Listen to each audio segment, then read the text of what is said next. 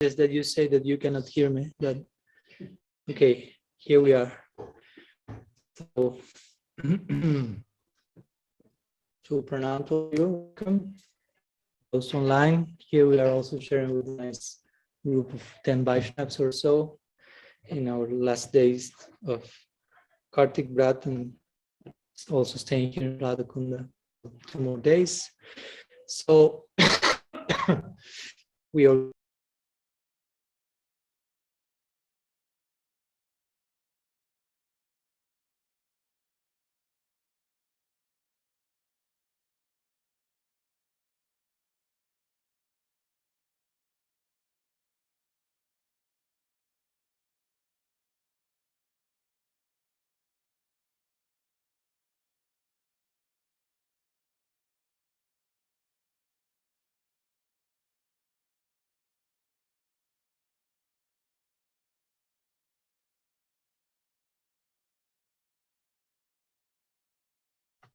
would it be a good idea to check the live stream and see if it's still continuing there? Yeah. now sorry. So it will do the same thing with to share in confidence and present whatever questions we have, whatever topics have, something we may like to explore in further depth and so on. So priorities for the ones present physically here today, although I know some of you are connected also online and you have any questions, but you always find me every single week, so we'll give priority to those who made it till here. So I don't know if there are any questions or topics you may like to speak about, to hear about.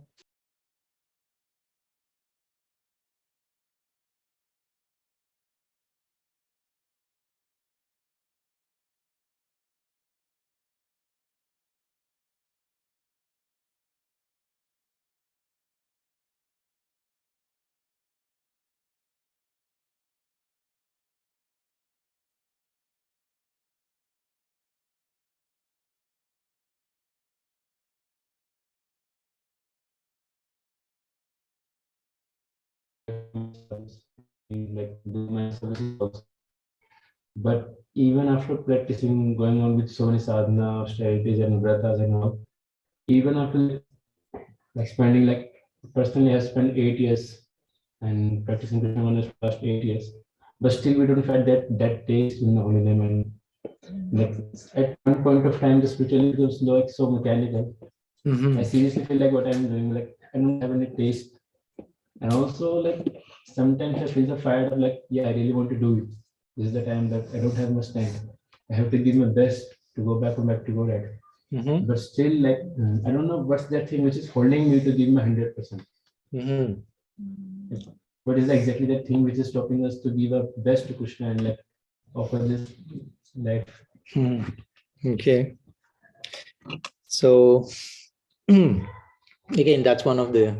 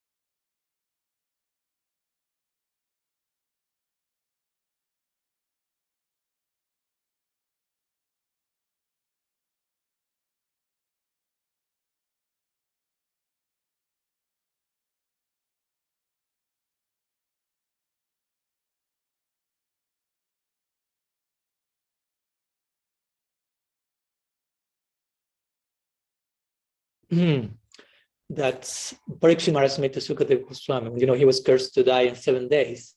So when he met his Gurudev, Sukadeva Goswami, which is a very unique moment, try to imagine the world emperor, senior person, elder person, and a naked boy of 16 years old is walking and he can see he's my guru. I mean, that's a very important point that has to do with the reply to this question, because Parikshit Maharaj didn't say, I'm a senior devotee, or I'm the king of the world, I'm elder than you. Who is this 15-year-old teenage naked boy? He went beyond the formality and just saw that he's my Gurudev. Generally, for us, it will be very difficult if we find someone who is 20 years younger than us, what to speak, naked, no followers, no big temple, no big mission, no big crowd. Just some followers in Sukadev had some boys that were like throwing stones at him, actually. So that was his followers. Total avadut, none of this world. But Parikshit Maharaj was a sincere disciple, and he could see he's my Gurudev. So that's an important point to begin with regarding quality, quantity, or form and substance. So when Parikshit Maharaj asked his Guru Maharaj, Sukadev Goswami, I have only 7 days to live. Is that enough to achieve the goal of life? It doesn't seem too much. If you know, I have only a week left. Is that enough time? He asked. And as you know, Sukadev Goswami said, he kind of chuckled and said, a week, that's more than enough. He said, that's a lot of time. We will have to see what we will do with the remaining of time.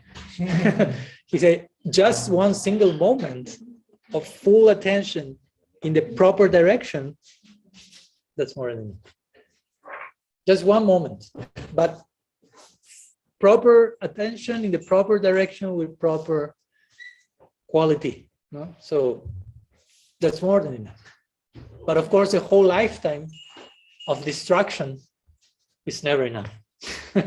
So my point is, this is not about how much time, no? Because again, you can have just a moment, or you can have like whole lifetime. So what you are doing with that moment, what you are doing with that lifetime. So it's not about quantity, but quality. Sadhu Sangha, Sarva Shastra Koi, Lava Matra. Lava Matra. So that verse is saying, just even that millisecond, because the measure of time is not even 1 second, if you properly associate with sadhus in that nanosecond, sarva siddhi, all perfection is coming. So I'm saying this because sometimes we may think, okay, I'm practicing for this long, so something should be happening already. But the question is not how many years you are practicing, but how. I mean, nobody at the end of our life will be asking us how many years you have been a devotee, how many rounds you have chanted. Nobody will, Jamaraj, Vishnudutas, nor Jamadutas will be asking us in terms of numbers. How many Mangalarti did you attended? But in terms of quality, how many know how you were chanting, how you were attending, how you were doing that basically. So, and I appreciate your 8 years of practice. I will say also, all respect to those 8 years, that's not too much time. I mean, I'm not criticizing that, just we shouldn't think in terms, of course, that's relative. I remember in Srila Prabhupada's times, if you were 6 months in the temple, you were a senior devotee. Because it was everything was so new. I mean, the top most senior devotees had 12 years in the movement when Prabhupada was passing away. I'm like, wow, 12 years, that's a senior devotee. But actually, of course, we appreciate that, but it's not that much either. As we spoke in our previous meeting, someone asked Srila Siddhar Maharaj, how many lifetimes do I need to attain full perfection? If I practice seriously, how much time? 2-3 lifetimes. He didn't say 8 years or something. He said maybe 2-3 lifetimes. And the devotee who heard that was shocked. Like, 3 lifetimes? For him, it was like, this is too much. Srila Siddhar Maharaj was even more shocked than him. He said, this is too much? He said, too much? Brahmanda, Amitikona, Bhagavan, you have been wandering in this Brahmanda for uncountable lifetimes, and in 2 lifetimes, you can attain the topmost gift of Mahaprabhu. 2 lifetimes, 3 lifetimes is too much? So again, it's like a relative, how we measure time and all the things. So that's something to begin with.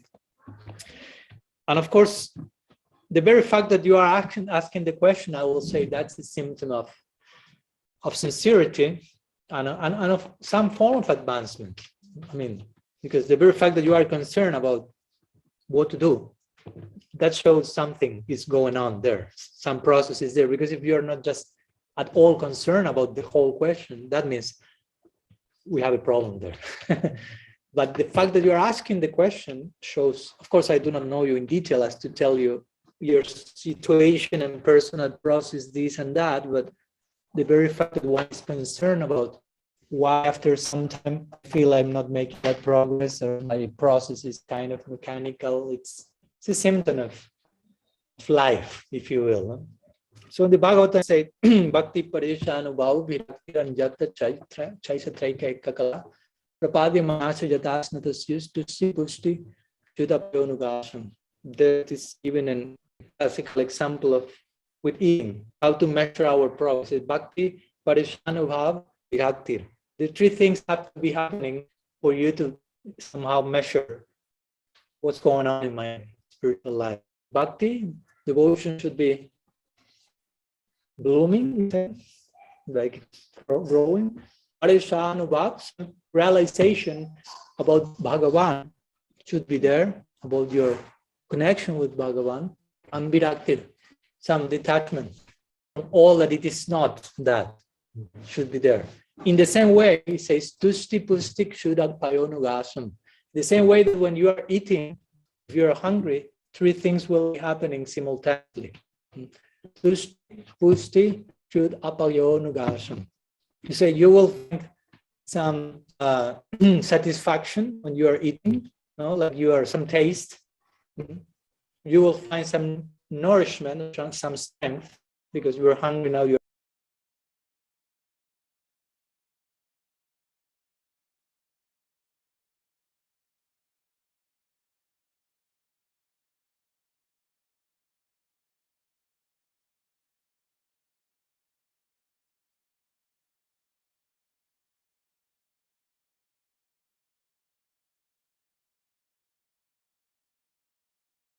in our inner world. So of course, this kind of like see ourselves. Okay, what's going on with me now? Where is my? I'm finding these things in life. Finding the taste, the strength, or like this bhakti parishanubhav, detachment, or everything remains the same. Of course, I cannot tell that for you. You have to do your own self-examination. But of course, if you feel it's always in the same place, or it's getting worse even, of course, it's time for us to recapitulate how we are doing things. So, because again, it's not so much that we have to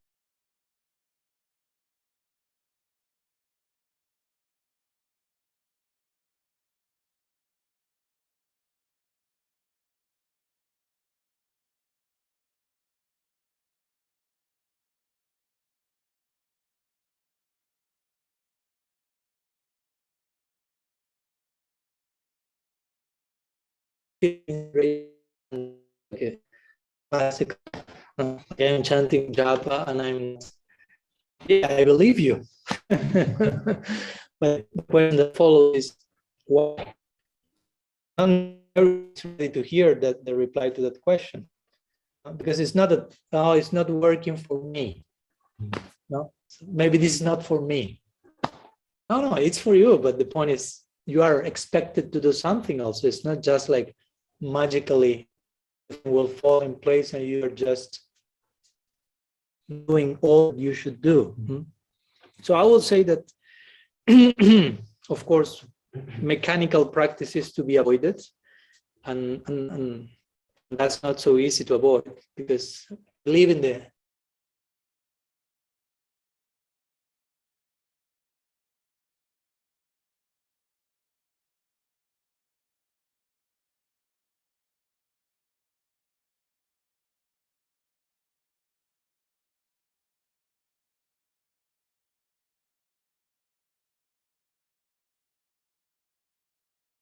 we have become like that also, merging in the machinery of this world. We start to become kind of machines, basically. So, and that's why nowadays modern science is trying to make robots that resemble as much as possible humans, because humans are no longer that human, if you will. Of course, I'm not saying that's the answer, no, because we are humans, and we are to embrace the potential of humanity. So niyama graha, we have to be careful of that. Rupa say, to do things without understanding its purpose. That's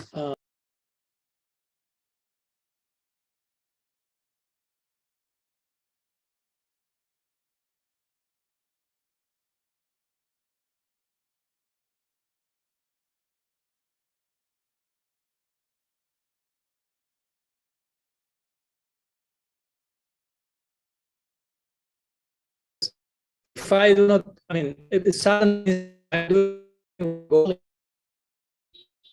is not in mind, who knows why I'm doing what I'm doing? So the goal has to be fixed, at least on some level. It has to be clear. So after that, I can see my practice. So if the goal is not there, I may just be going through the motions mechanically, imitationally, like because everyone else is doing that, I'm doing that. So it's important that we further educated about bhakti, about why we are doing what we are doing. For example, we are on practical example, we may be chanting japa, or we may be falling asleep, or we may be distracted, whatever. And we may, as I said the other day, our mind goes somewhere else for 15 minutes, and you return after 15 minutes, and like, oh God, why? You should ask yourself why that happened. Why I did not remain absorbed in Srinam? Because at some point I lose touch with the purpose of the practice. And our mind cannot remain for a second doing something that in which it finds no purpose. We cannot live doing something that we find no purpose. That may have a purpose, but if we are not able to find it, your mind will run somewhere else. So sometimes we are chanting, and at one point we stop chanting with the sense of purpose. Why I'm doing that? What's here? What's in the name? I mean, there's so much we can say about it, for sure, for eternity.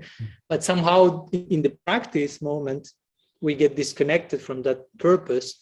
So the mind immediately goes shopping somewhere else, where is the purpose?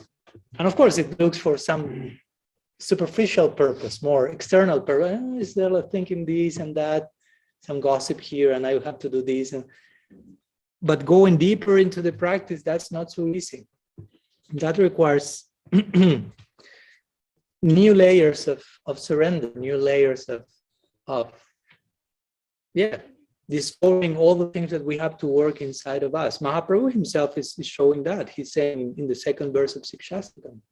That's very, I mean, the third verse is the most famous, but second verse is a very important preface to that. And he's saying, Srinam is everything, Namnamakari, Bahudanya, Sarvasaktis, etc. He contrasts this. On one side, all Shaktis are in Srinam, so many names are there, all Shaktis are there, no hard and fast rules. Such is the mercy of Bhagavan. And the last line, Durdaivam, Api Durdaivan Idrisham Miha Janinanura. So he said, but I'm so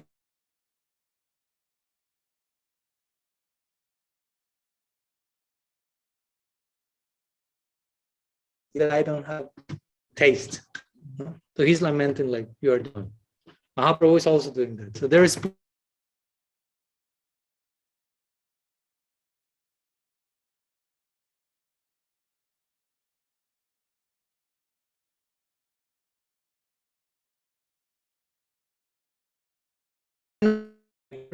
forever.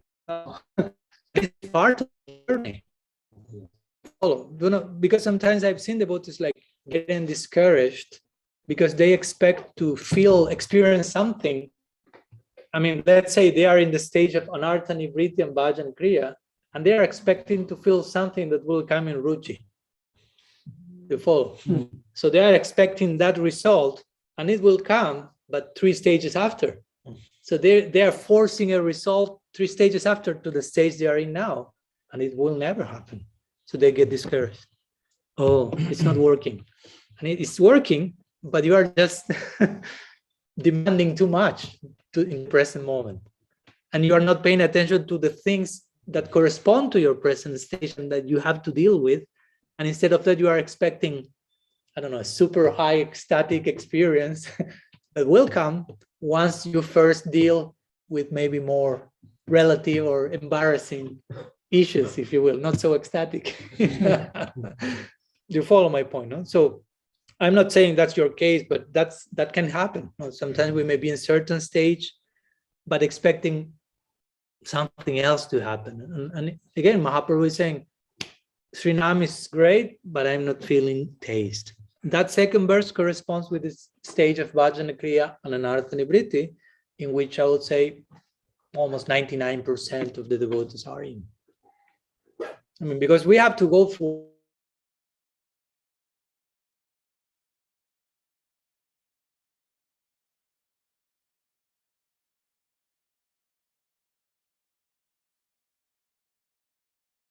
because I told you are this Manjari, you are safe from going through an Anartha Nivriti or something. The 9 stages that Rupa Goswami mentioned are there for everyone.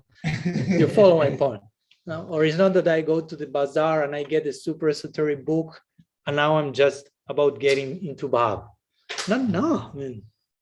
I mean, everyone is in certain stage and will have to. There are different ways of approaching those stages. Of course, there are moods and styles and lineages and influences and certain parameters, but stages are stages. So we cannot just like, no, now I'm there. No, I mean, that's what our acharyas call sahaja. No? Sahaja means that you want like to attain a stage without having the proper qualification for that, and you like forcing that to come in before the proper time. And I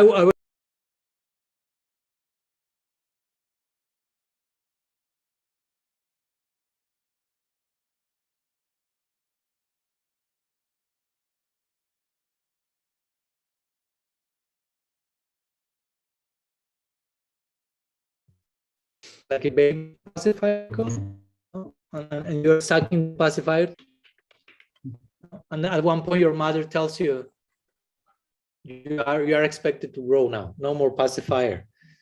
I don't think the baby will say, okay, man, no problem, let's go to our next stage in life.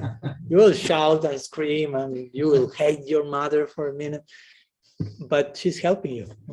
But you are not willing to because of attachment to that. No, so that's another variety for me of sahaja.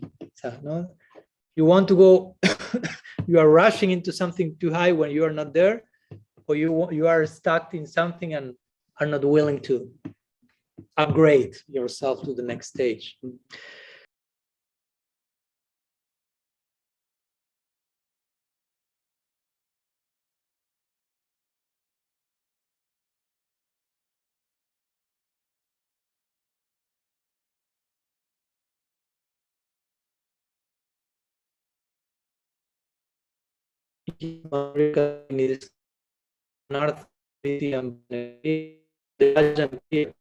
With an Anartha Nivriti and describes all the, if you will, embarrassing symptoms of bhakti, unstable bhakti. Niyama, Kshama, Tarangangini, Vidha, and enter into details. Most of us, you describe them as like, in the beginning you are enthusiastic, he says, but after some time, some difficulties start to come and you lose the enthusiasm. No. And then you have doubts, what to do. Should I marry? Should I accept sannyas?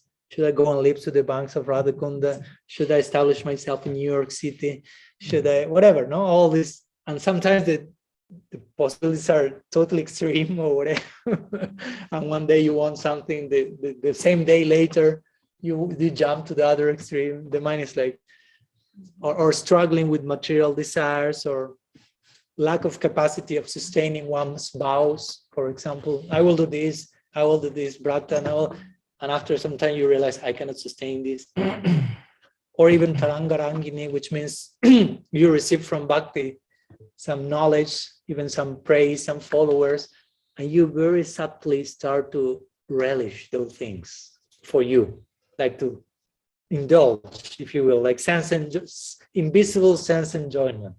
Like, oh, they like me so much, and they're coming to my class, and they're happy with me, and it seems I'm quite somehow special. So you don't say anything to anyone, but some little boy starts there like Pratista and all this. So it's interesting because that's an anartha that comes from bhakti. I mean, it's not that bhakti is giving the anartha, but you are getting attached to a byproduct of bhakti in a wrong way. You follow? You started bhakti, maybe without knowledge. You started bhakti, let's say, with lots of anarthas like, I don't know, anger and lust or whatever. And after some time of practice, you feel, oh, those anarthas are somehow harmonized by the grace of Krishna on some level. But at the same time, you start to receive knowledge and education and appreciation and followers, which you didn't have before the practice. So now they are coming and you are getting attached to them in the wrong way. So a new anartha is coming as a byproduct of bhakti. Again, there's not a problem with bhakti. It's a problem of how you deal with the byproduct of bhakti. So we should be aware of all the things, and we should be really sincere about where I'm standing in the midst of all the things, because that will help us to understand why I'm not feeling a taste. I mean, because to put it in brief words, I mean, if I don't have a taste for Srinam, it means because I have a taste for some other things. I mean, let's be honest. Because if you tell me, no, Maharaj, I swear you that I don't have taste for anything in this world, you're lying then to me. You should be rolling on the ground chanting half a syllable of Mahamantra then. So it means still there are some other tastes that we are dividing ourselves. So gradually we are in the process of cleaning, like Srila Rupa Goswami gives the example of jaundice. So now we try to taste Srinam. We know it's sweet, we know it's Maduram, but we know it only. And even sometimes we forget that. But we do not have the real experience.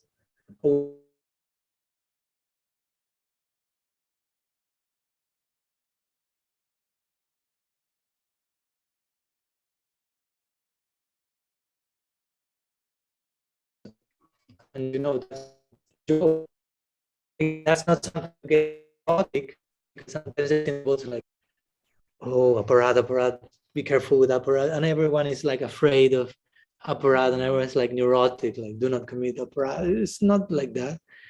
But it's good to know what's aparadha and nam aparadha, and like be aware of which those aparadhas are, and be aware not to engage in them. Because if we are mistreating Vaishnavas or whatever, downplaying the principle of Guru, or relativizing the influence of Shastra, or not giving full importance to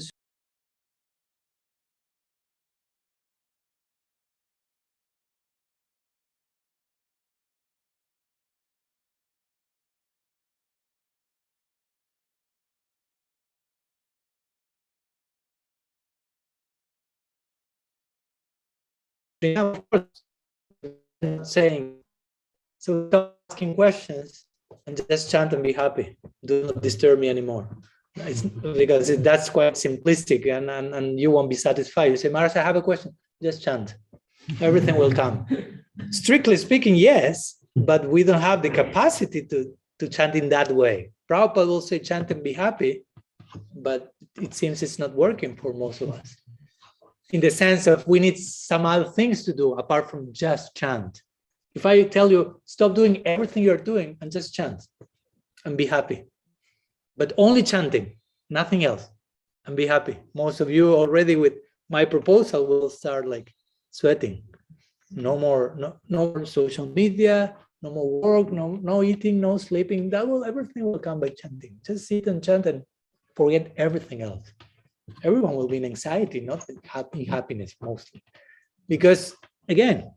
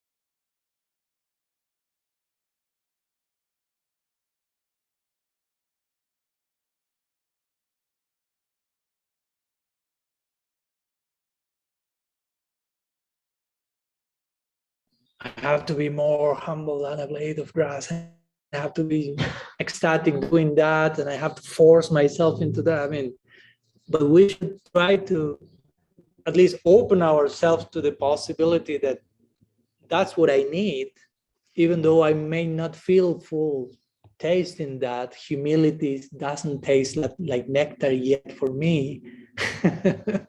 Sometimes the opposite tastes like nectar for me. Pride, pratishta, and so on. So that shows where I am, basically. And I should have the integrity to acknowledge that, as painful as it may be. There's place for feeling repentance, you say in English? No? I mean, it's part of the process. It's a healthy way of, I realize I have certain thing that is not, it's opposite to bhakti. I have to acknowledge that. That's not me. I have not to over-identify with that. I have to look at that, point at that, do something with that. So, and of course, remaining good association. That's a very important thing. Very, very, I mean, I can never emphasize that enough. But by having proper association, everything will come from that. And when I say proper association, I mean be close to people that won't allow you or any of us to fall into the trap of like practicing mechanically, or I mean, to have well-wishers and guardians in our life that whenever they are telling us, seeing us doing something wrong, they will point that, or they will give an example that will speak to us about how to do things properly. I mean, we need those type of references in our life on a daily basis. That's the very idea of the guru. Of course, that doesn't mean that you may be necessarily having the person in your room. You may not be living in the gurukul with the guru as in the traditional system. But somehow, I mean, if you're hearing Harikatha from sadhus, that have to create some impact. If you are hearing about the sadhu, about Sri Nama, how to chant, that will nourish your chanting about.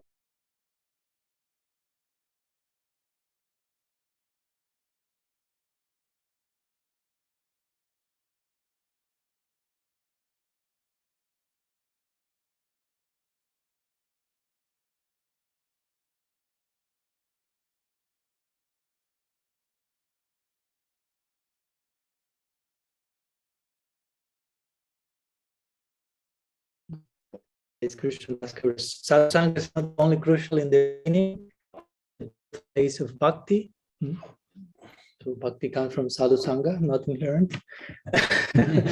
But also sadhu sangha is crucial even when you attain Krishna prem, because we are to practice Raga Bhakti, which means follow the footsteps of the Ragatmikas. So it's a type of sadhu sangha, eternal sadhu sangha we aspire for. So sadhu sangha is the main aspect of our practice, beginning, middle, and end. So we should be very careful of looking the association, let's say, of those people who won't allow us to fall in Maya, if you will, something like that. Because you can choose your association.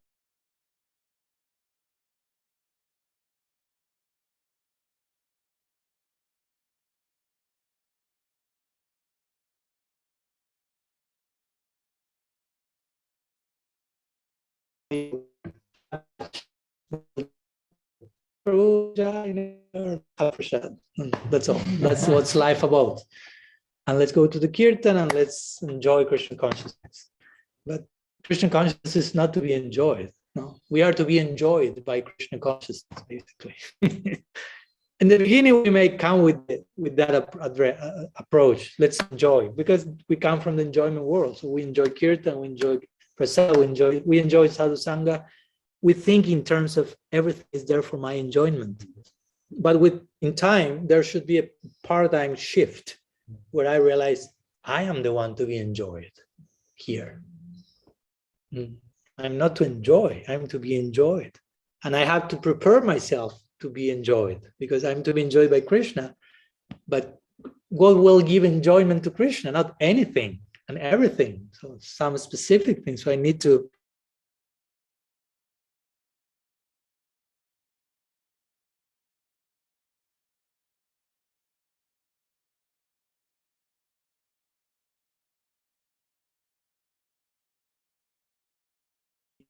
We are exploited by beauty. Exploited in the sense of enjoy, basically, the supreme beauty. We are not to enjoy the beauty, but we have to let beauty do something with us, and we are in the process of preparing ourselves for that. So, yeah, try to remain in a sadhu sangha that is so sadhu sangha, because that's the very definition of sadhu sangha. Basically, sadhu comes from sad, and sad means has to do with real, that which is real. So sadhu for me is an honest person, basically. Honest has to do with reality, integrity.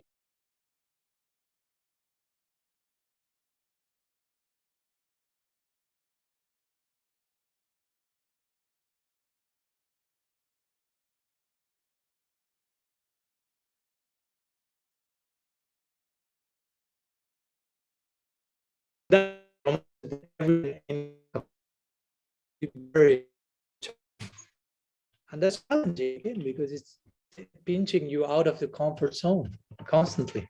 Healthy way, of course, not that either, because it's too much. But that's the role of sadhu.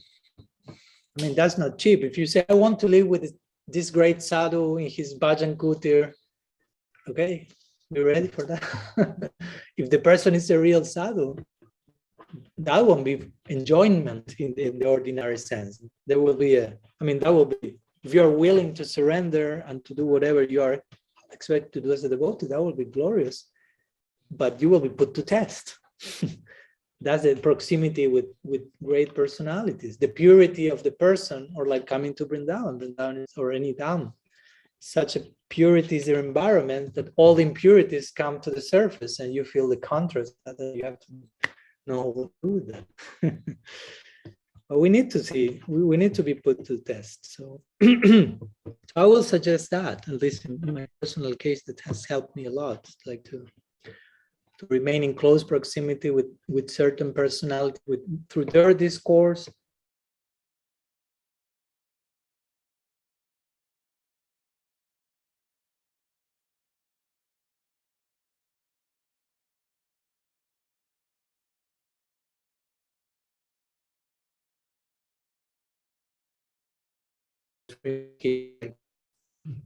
Stop. Of course, at some point we said, no, this is too much, and now we need some dose of distraction, like, oh. Part of the process, but gradually, again, as the mercy is coming, as the connection is coming, the taste will increase. As you asked the other day about how to increase taste for Harikatas, again, sadhu sangha. Susruso Sadhanasya Vasudeva Kataruchi, says the Bhagavatam. By sadhu sangha, you increase your taste for Harikatha. So that's the idea. So by sadhu sangha, you increase your taste for Srinam. But it's a process, it may take some time.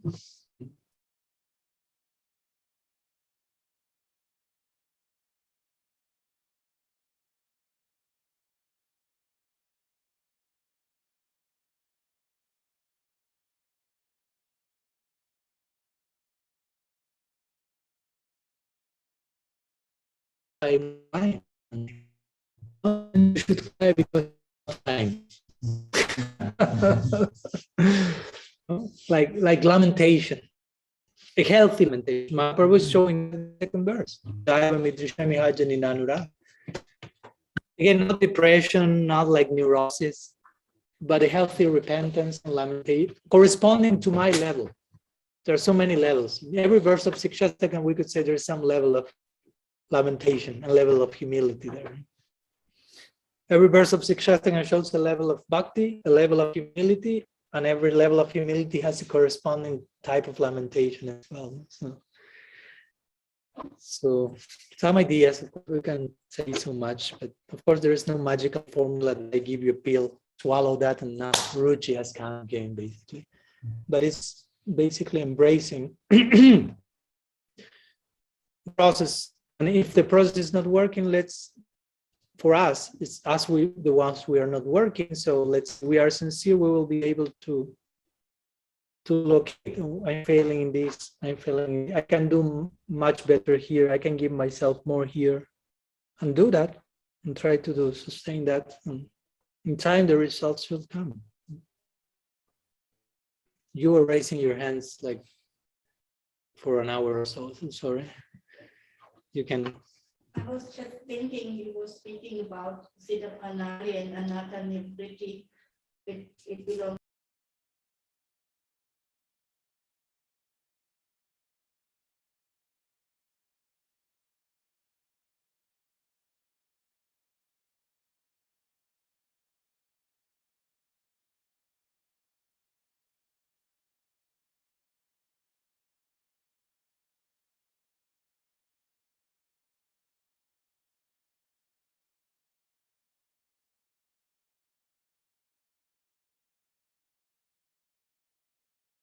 Stage where most of the artists are to be dealt with. It's not Anartha, Nivriti, and Bhajana Kriya. In Ishta, there are no more artists. There are an artist in Ishta, Ruchi, Asakti. Bhava, we could say somehow, Prema, no more an artist. So my point is, it's not that after you reach Nishta, no more an artist. Maybe the main anarthas are off. In the words of Vishwanath Chakravarti Thakur, Duskritota and Sukritota anarthas are gone. The ones that come from sinful activities and pious activities, they are gone. But then still you have to deal with Aparadha anarthas and Bhakti-yuta anarthas. The anarthas coming from offenses, and the anarthas, as I mentioned, coming from bhakti. Again, bhakti is not giving anarthas, but it's giving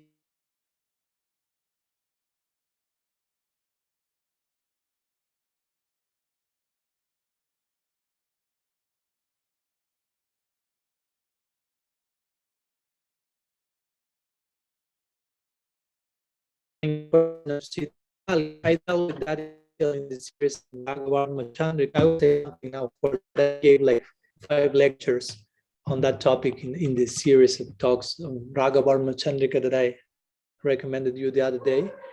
So, of course, there will be differences of opinion, differences in different schools in the lineage that I personally am coming from, Thakur and Prabhupada, Bhaktisiddhanta, and so on.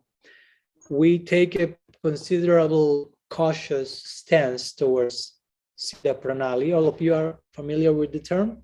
Yes. So no need to explain that. Okay.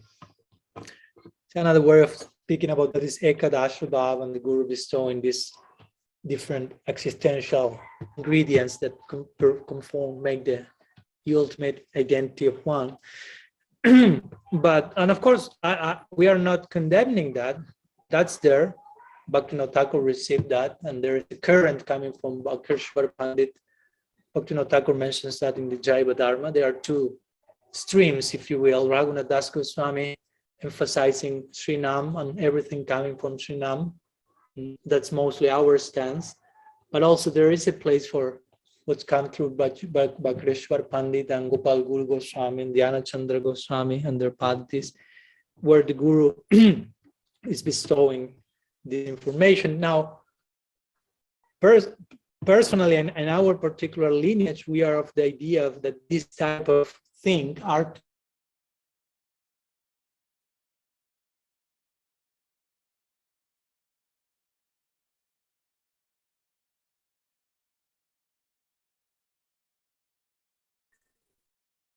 psycho-emotional issues in this functionality, and then someone tells you, you are such and such Manjari and this and meditate like that, what will you do with that? I mean, because I've known people who have received Siddha-pranali and who are living a quite, I mean, you see how they conduct themselves in their daily life, and that's not very much in the line of the Goswamis, if you will, no? So it's not just about getting that information, and also the information is not necessarily, and again, there may be a difference of opinion with some schools, but this is mentioned in many places in Shastra. I won't go into details, but it's not necessarily those details that the Guru share are actually your ultimate identity.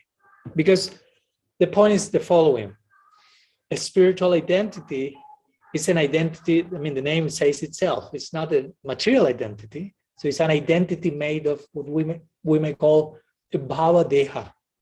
Bhava deha means a body made of bhava.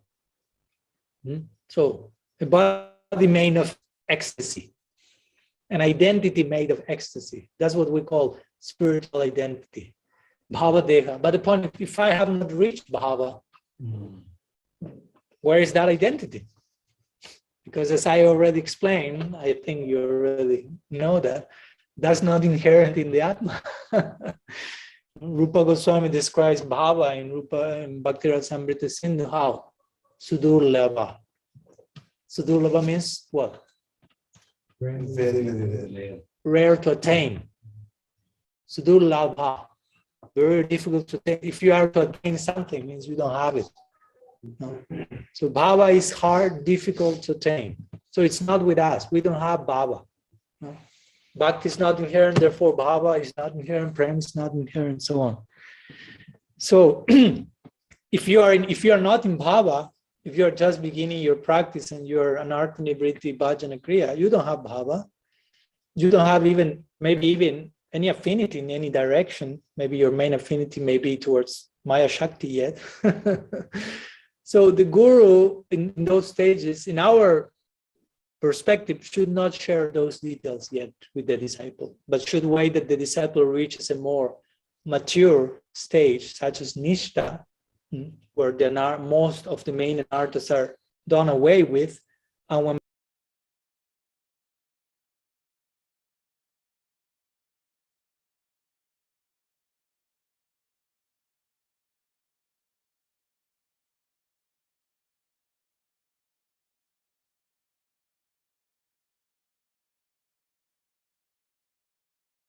is given some sort of in English, like a symbol, like prototype. And it is, he mentions that in Jaiva Dharma and some other places in Shastra, they're like, the disciple received this information, these 11 ingredients. This is your name, this is your dress, this is your service, this is your age, this is your leader. And in time, the devotee is practicing, like kind of identifying with that identity, and finds that some of the details are hard to fit for him. So he goes to the guru and says, Gurudev, these details of the identity you gave me are difficult for me to integrate, if you will, in my meditation. Can we please make some adjustment? And the guru agrees. So there are some adjustment till the disciple feels, okay, now I feel much more identified with. So the very point of the adjustment means that whatever was given in the beginning was not just the ultimate final thing, but some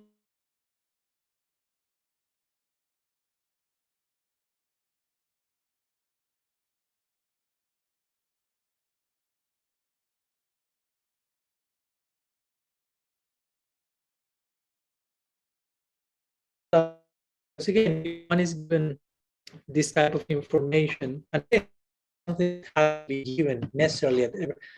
What is mentioned by Vishwanath Chakrabarti Thakur is, he says that in this, according to the stages of bhakti, in the stage of asakti, which is the last stage of sadhana bhakti, all this information comes by its own internally. Which again, with this, I'm not condemning those who are giving that in a proper way, but again, he's saying by the practice in itself, by the purification of the heart, by the receiving of bhakti samskars, at the stage of asakti, once spiritual identity starts to emerge.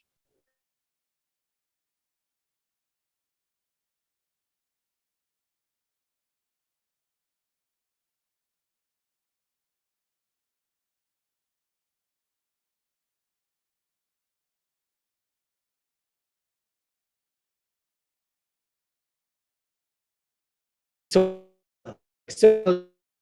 maybe any other, internally will be another type of reality of practice.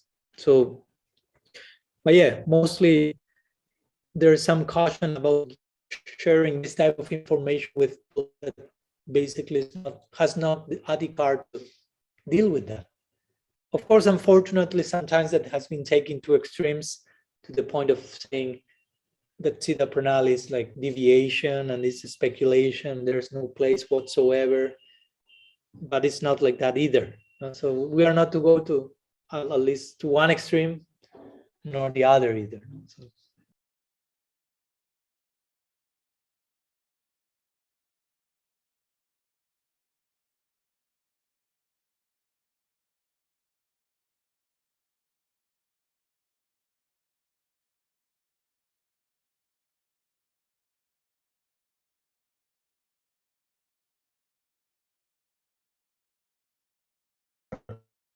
In the to the aparadhas that he has done in this life, to Vaishnavas, to now Aparadhas, different kind of offenses that he's already committed in this life.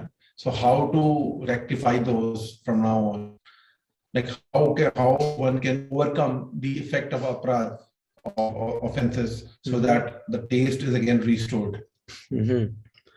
Well, it depends on which aparadha we are speaking about. Because Let's say all of them. We are exaggerating. We are playing the victim. All of them, you couldn't be here smiling and hearing Harikatha if you're indulging in all of them like this.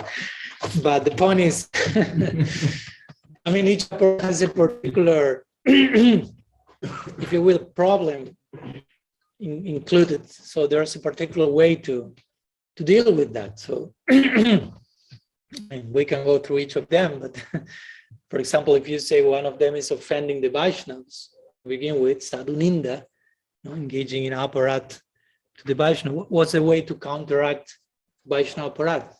You tell me. Hope you know. Go to the Vaishnava and follow their faith and beg for forgiveness. Basically, that's what should be done.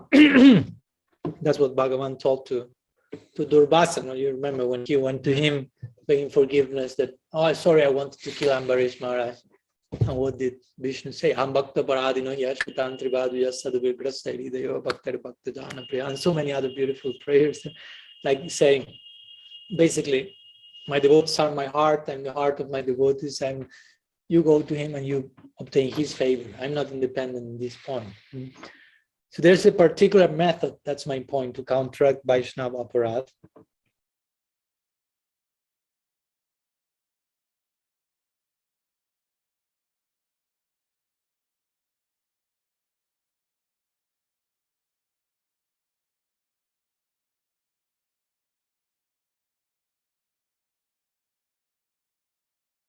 That in this connection, you can offend someone in many ways, of course, but in general, you can offend them verbally, mentally, or physically. Like you can insult a Vaishnava, let's say, hopefully not, but speak gossip about some Vaishnava verbally. Mentally, you can think ill about the Vaishnava. Nobody else knows, but that's in your mind going on. Or physically, that's like the most gross type of, like you can, I don't know, kill a Vaishnava or violently attack a Vaishnava. So the idea is that the way to counteract those offenses are according to that type. If you offended the Vaishnava mentally, you can beg forgiveness mentally. I mean, if you want, you can ask forgiveness verbally also, but mentally it's enough, if you will. Verbally, you have to beg forgiveness verbally. Physically,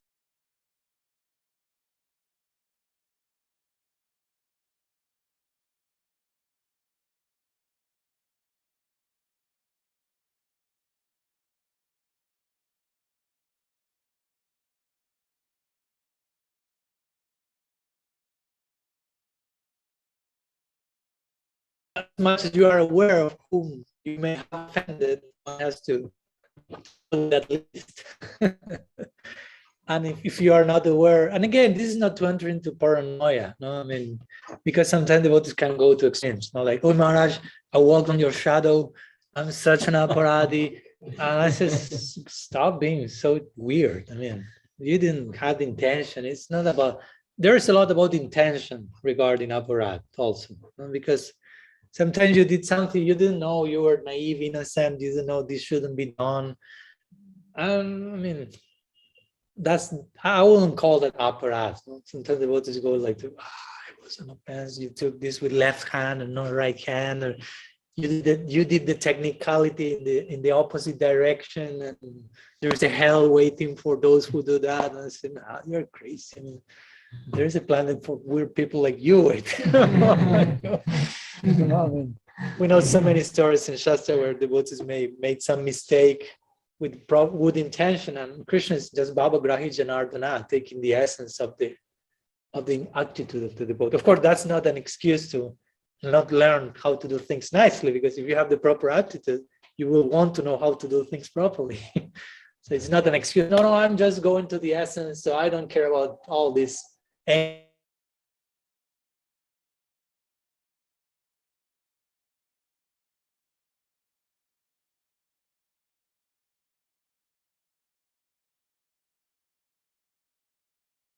But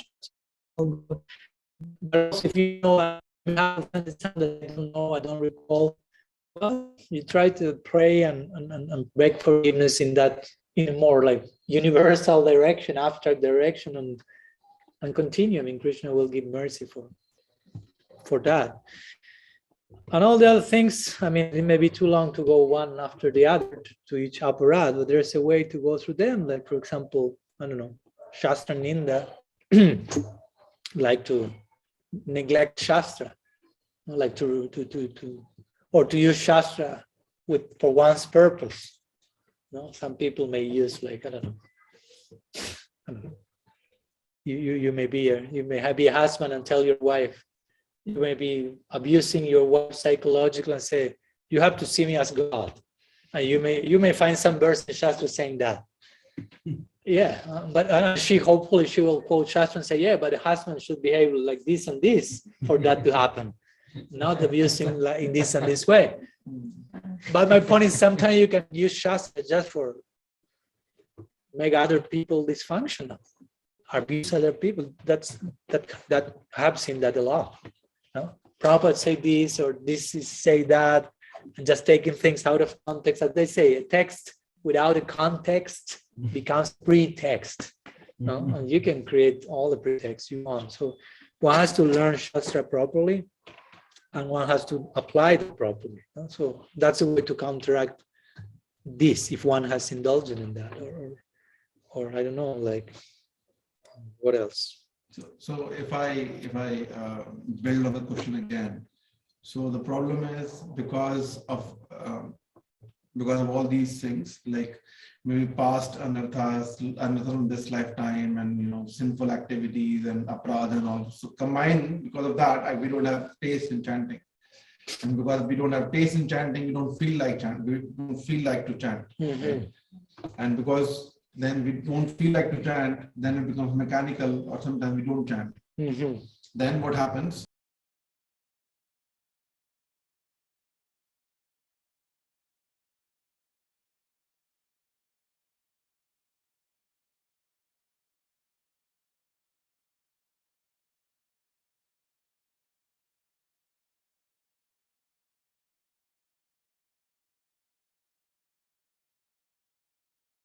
Just something we just go with emotions. Like, I don't feel like today. You don't chant for sure, or you don't stop to think why I do not feel like chanting, because of whatever. This is an art. What's that? How that an art can counteract it? Which adjustment should I do in my life?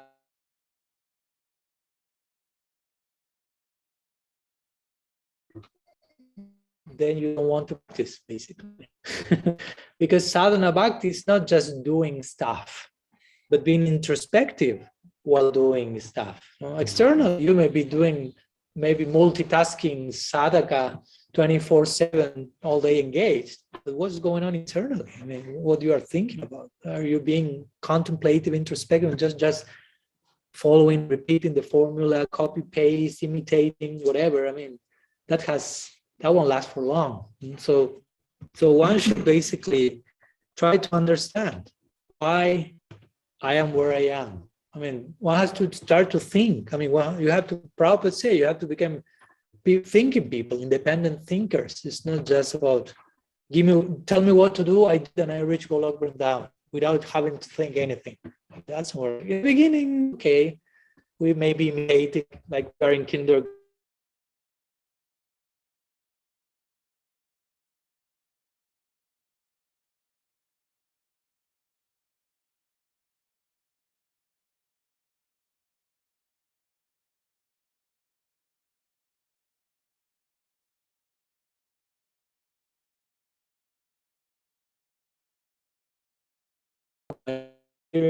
Think for myself. I'm with this, I feel independent in the sense of I don't care and I speculate whatever I like. I mean, I develop on the basis of Guru Shastra Sadhu, I develop my own way of thinking. You know?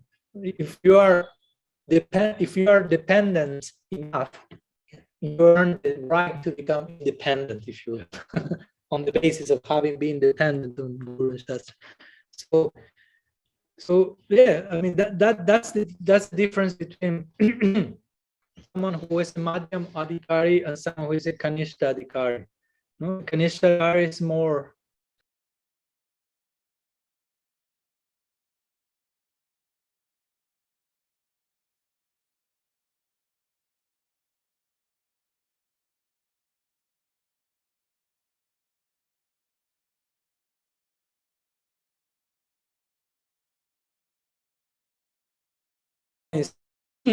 Kanishta just feeling something and filtering all his experience through that without too much thinking about it.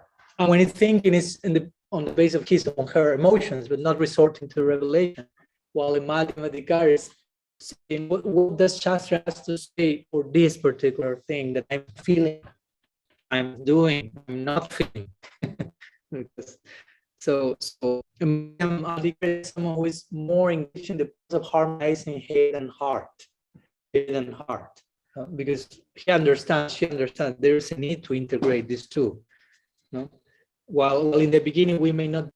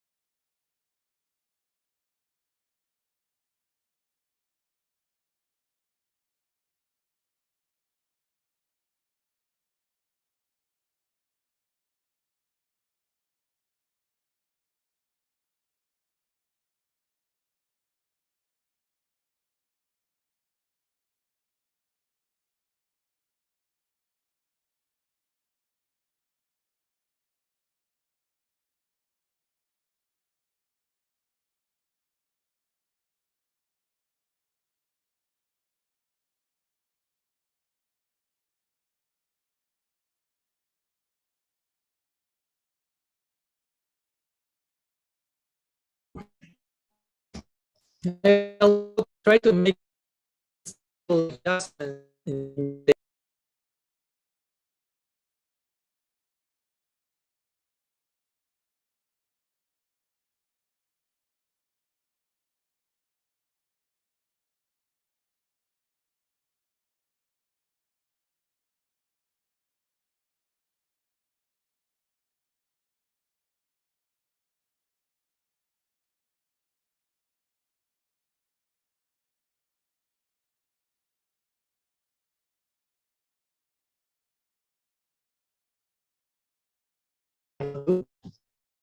but I could be doing that. So of course, the next thing comes, let's do it. Of course, the next thing is, no, I don't want to do it. I mean, you're being hypocritical.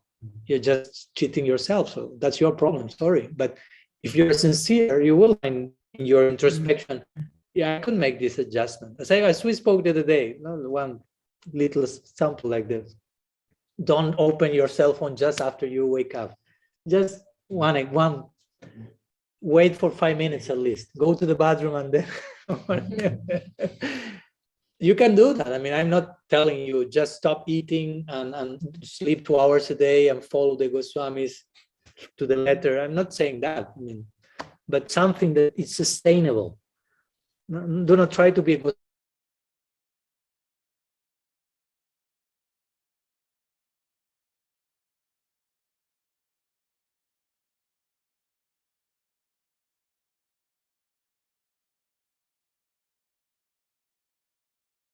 and why you are similar? It's because I'm the vow of chanting 1 lakh. And I said, what?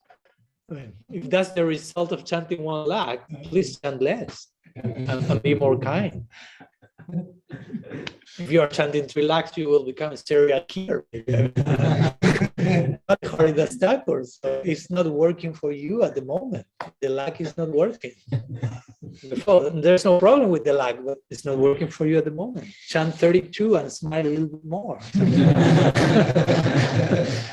You follow, whatever the point, but sometimes we have to see how the whole thing fits in our particular situation. But I think that sometimes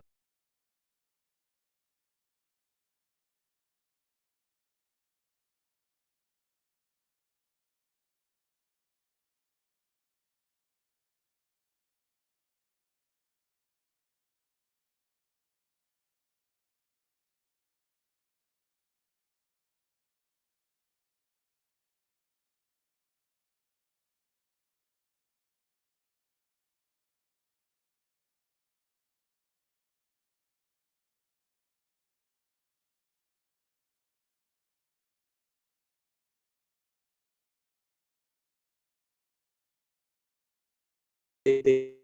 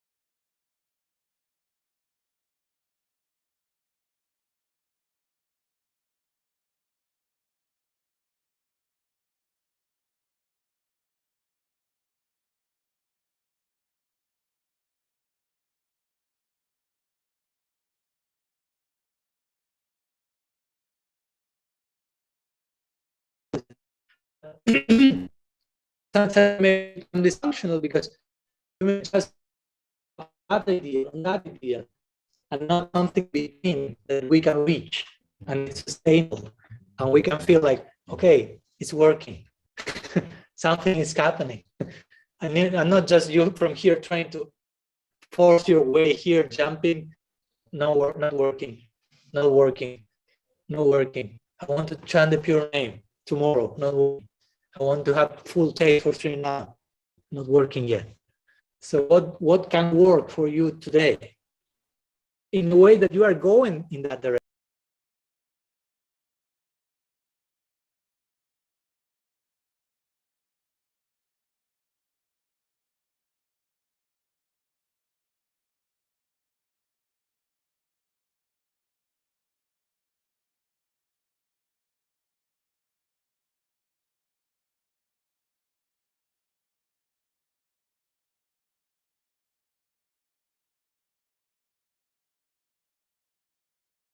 Human life, and on that day, that horizontal development, I can develop myself vertically.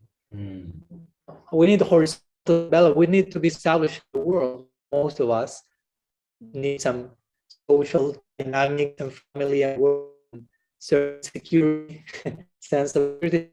That horizontal development creates a foundation for the vertical development, from the transcendental. If you take off this, you cannot have that. It's just like There's no launch pad. Sorry? There is no launch pad. Yeah, yeah.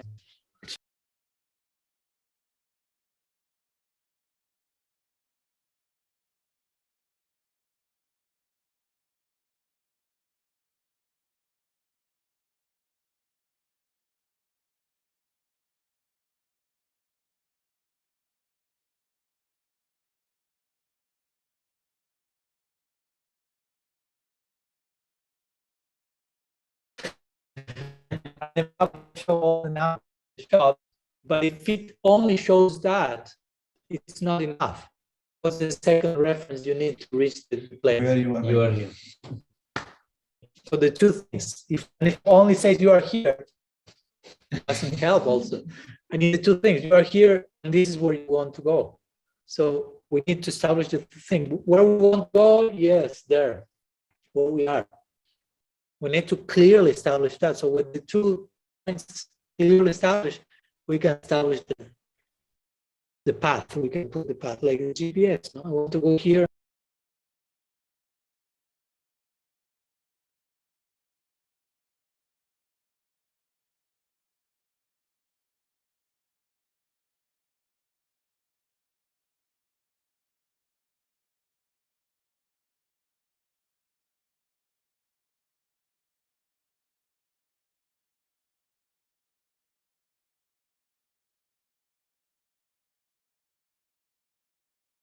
We're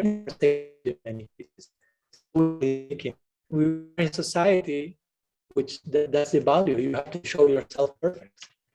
So sometimes that influence can be there if we don't know. So we try to show ourselves to ourselves.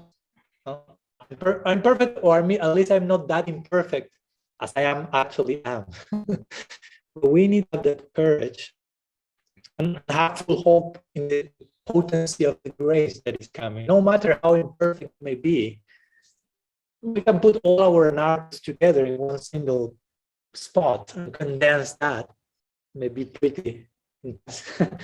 But Mahaprabhu's grace and Guru's grace is way more powerful than all that. So that's my point. No matter how much you acknowledge all where I am, and I'm so embarrassing, I'm this is so imperfect, blah, blah, blah. Still, the call that is coming to us from above, that's way much more powerful and glorious. So we should have so much hope. No, so compensate when we look at ourselves and we see like, oh my God, I'm like this. But what is coming to rescue me and bless my life is everything. So anyhow, some thoughts.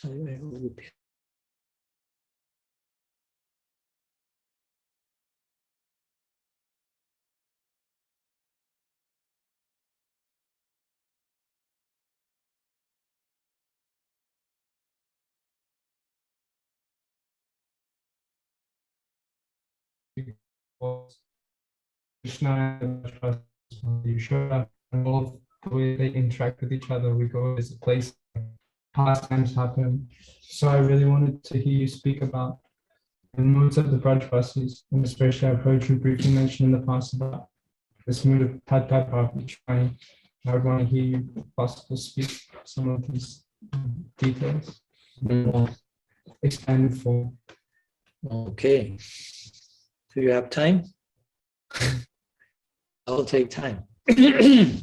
Of course, I cannot never say enough because it's a long. The mood of the Vraja-bhava, we have.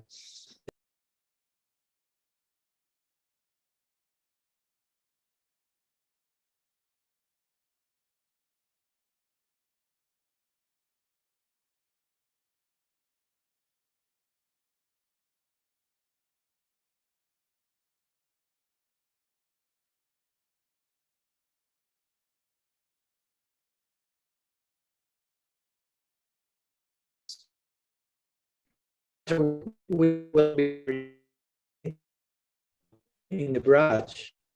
It's important that we learn to appreciate all the different decisions in Braj. No? Because sometimes we become, as I like to say, racists. No?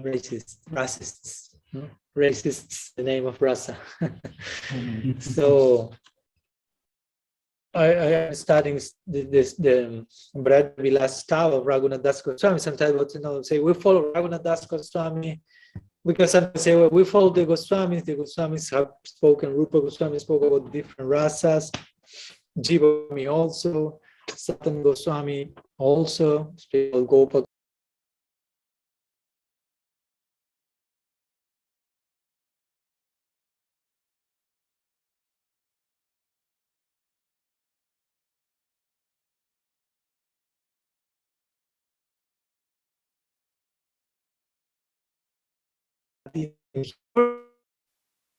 That direction. Braj Stava. Raghunath Goswami is offering. There are a whole series of prayers, and each one of them, more than 100, he's offering pranam to each and every single inhabitant of Vrindavan, each and every single place, and animals and trees and vines, and gradually getting close to offering pranam to his Istadevi. Swami Nishiradi, but he means with dust.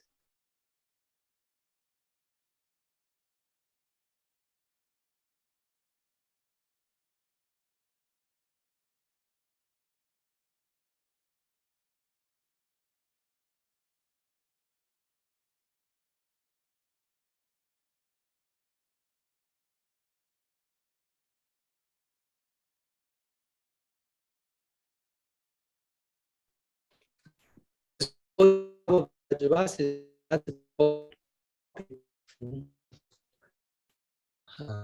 to begin? Well, the psychology of Braj is in itself unique. As you may imagine, Buddha was shocked when he first met that, as you may know, section pre-Brahma Gita section. We recently gave a whole series on the Brahma Gita, and as part of that, we studied Buddha's PhD in Braj, something like that. Because Buddha was is Krishna's minister.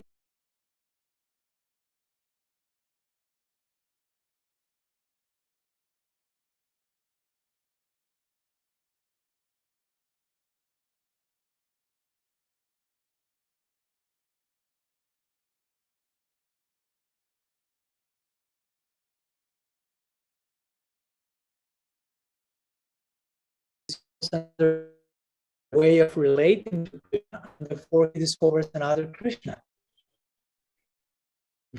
Because Krishna lives to reciprocate with different bhavs. So Uddhav only knew Krishna in reciprocation with Dwarka bhav. Now he goes to Vrindavan, he finds another bhav, and he understands there must be a Krishna corresponding with this. And that Krishna I do not know. That's another Krishna, if you will, another face of him. And he was showing something of Dwarka, as we know. When Krishna is in Dwarka, internally he's absorbed in Vrindavan. That's the whole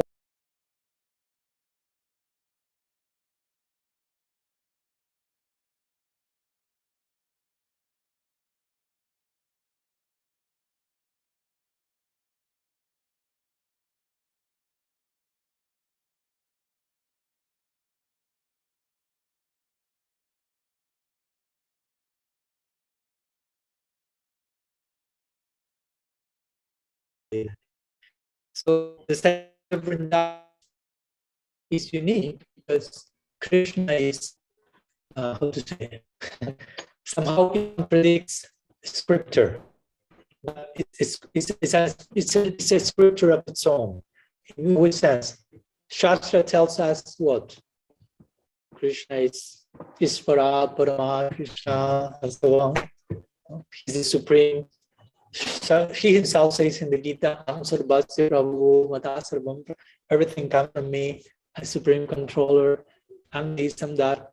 This is what Brahma said in the Brahma Vimoha Lila, when he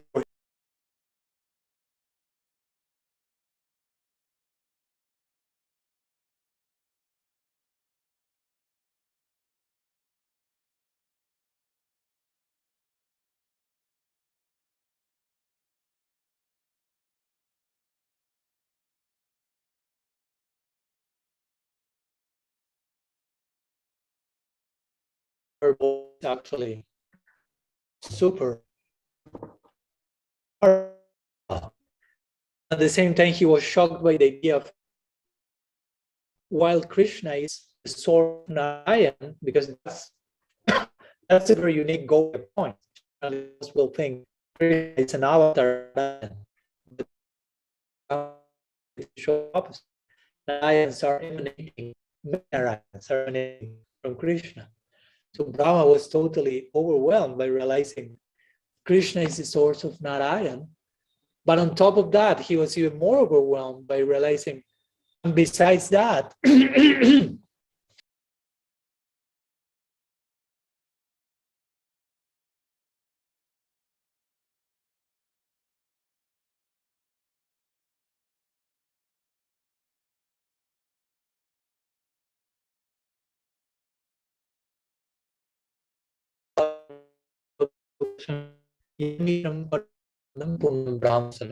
he's falling to the it's like aho bhagyam, aho means like oh, means fortunate.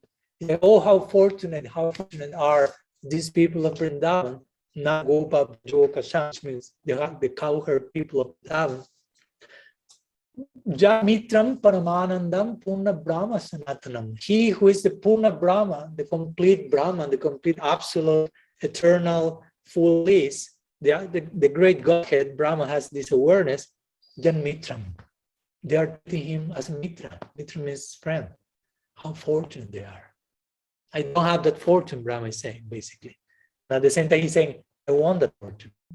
Actually, Brahma is hankering for Sankhya Rasa. This is mentioned in the Bhagavatam. So this is kind of the main aspect of Braj. In all the different relationships, for example, we are also in the Damodar month. Many of us also remembering the classic. Before going to Mañjari-bhava, we go a little bit through the other possibilities in Braj. And this month is very well known by also Jasoda's Vatsalya and Nanda and Damodar Lila, basically. Jashoda Damodar Lila. There is a Radha Damodar Lila also in the context of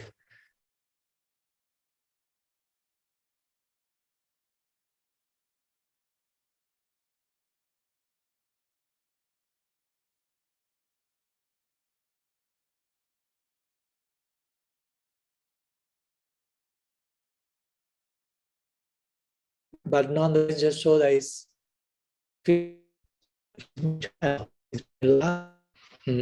have to chastise him, have to tie him, and she can tie him.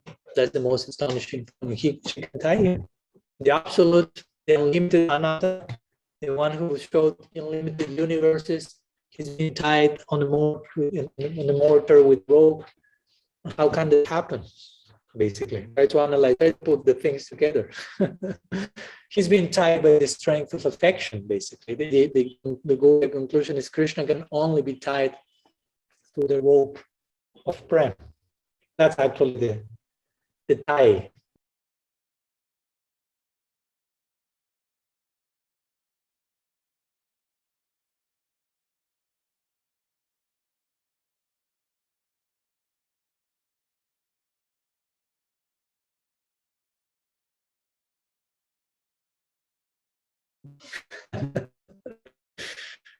Swarup Shakti creates that tie makes him dance, as we will say. The Swarup Shakti is not much present in the Absolute. The Absolute is Brahma, Nirvishesh Brahman. That's the Absolute also. One of the three, Brahmeti, Paramatmeti, Bhagavan iti Shabdate. So Brahman is there, is the Absolute. Swarup Shakti is not present there. So there is not much movement, there is no interaction, there's nobody in Brahman. But the more the Swarup Shakti is entering and interacting with the Absolute, that takes the form of Leela, and the Absolute takes different forms like Vishnu, Ram.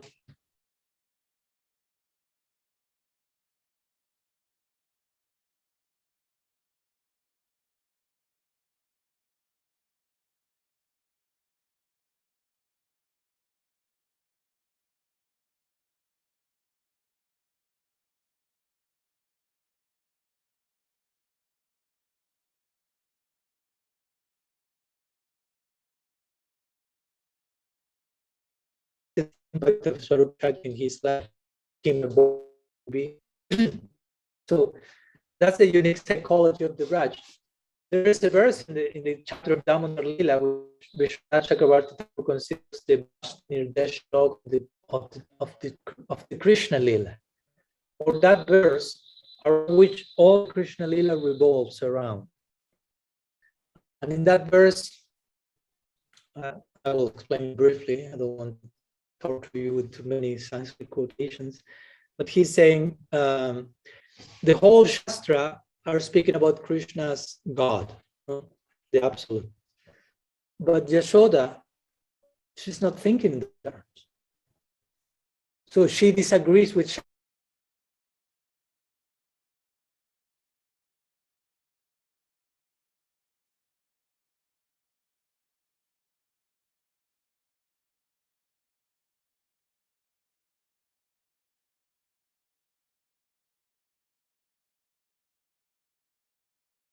his sons, and Yashoda will say,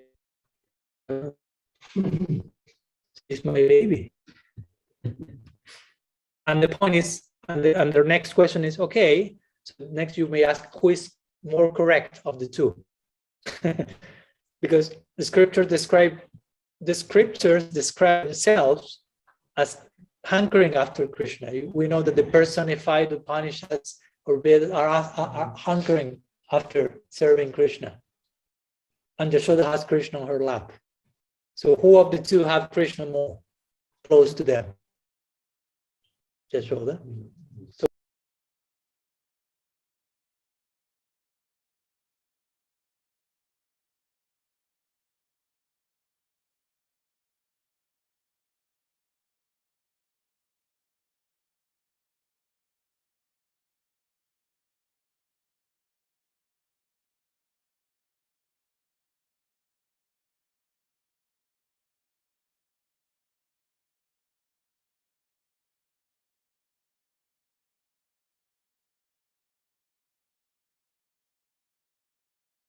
but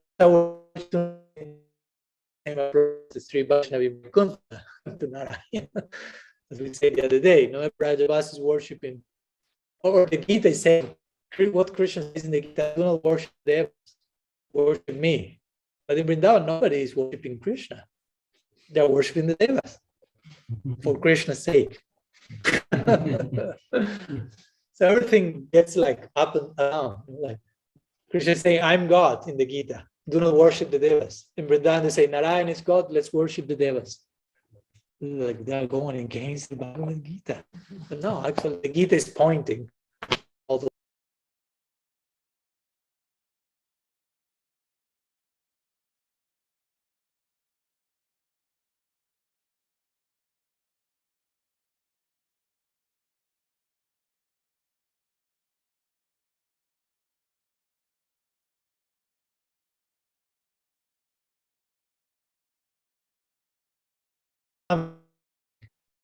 Krishna is not God, Narayan is God or something.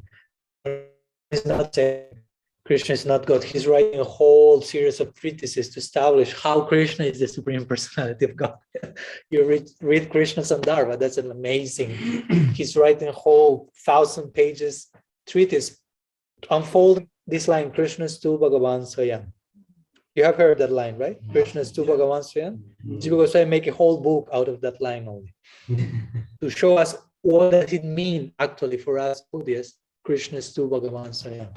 So first we need to know Krishna is this personality of God. Srila Prabhupada, every time he used the word Krishna, immediately he put that word next to it, Supreme Personality. Someone may say, like, editing sensibilities tell me that to repeat that too much.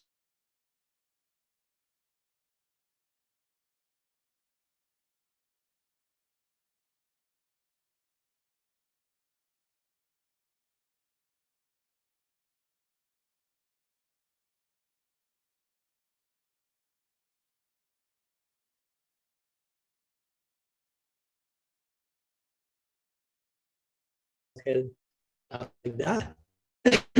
When someone comes to the Lila and says that, for example, recently we were celebrating, and we know someone has been forgiveness from Krishna, in the Kund, there were Ravi, he's offered Abhishek in private, but Krishna with some friends there, and the demigods start to come and shower the flowers and coronate crown on Krishna, like Govinda and the God of gods, and all.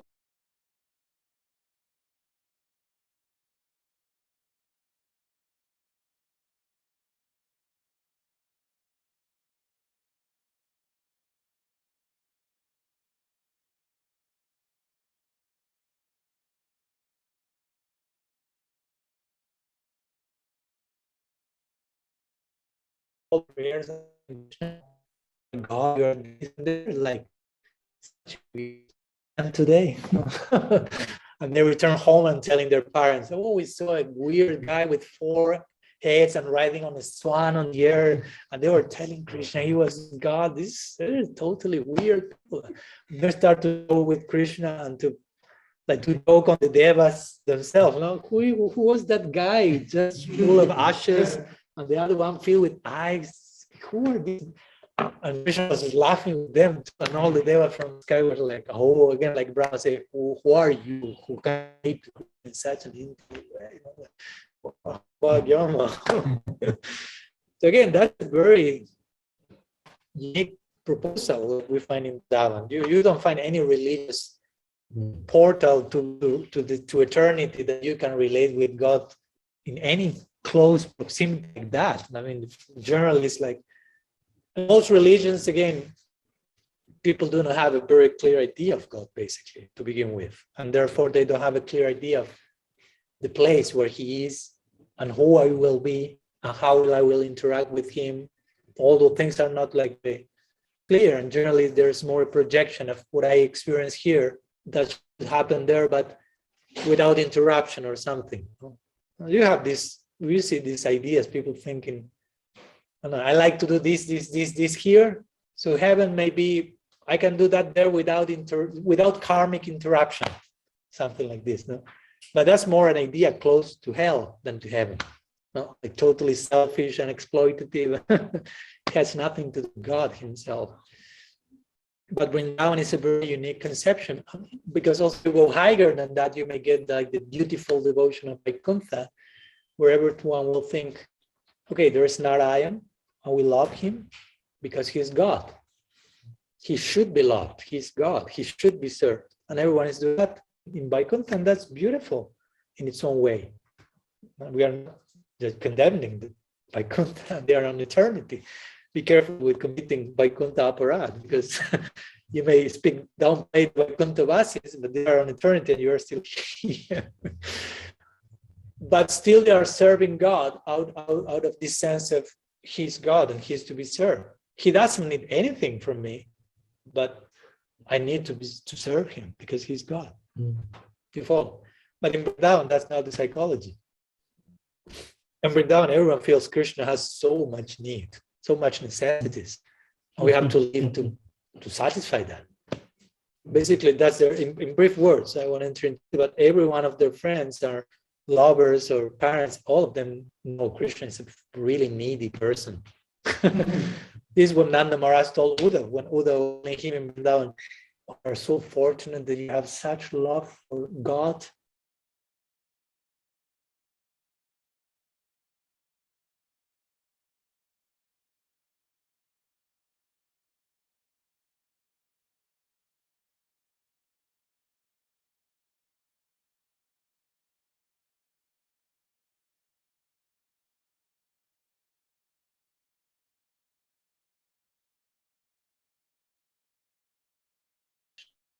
Make that. I heard that you are a great personality, a great pandit. I heard all things, but now I'm seeing the opposite here. You're such a fool saying all this nonsense. Krishna is God. I mean, I know God. No? Nanda Maharaj will say that. I know God. I mean, he's self-satisfied, Atmaram. He has no needs. Shanti, Purusha, is always peaceful. And I know Krishna. He's the exact opposite of that. He has so much needs. He's always demanding things, asking things from me. And of course, he's stealing.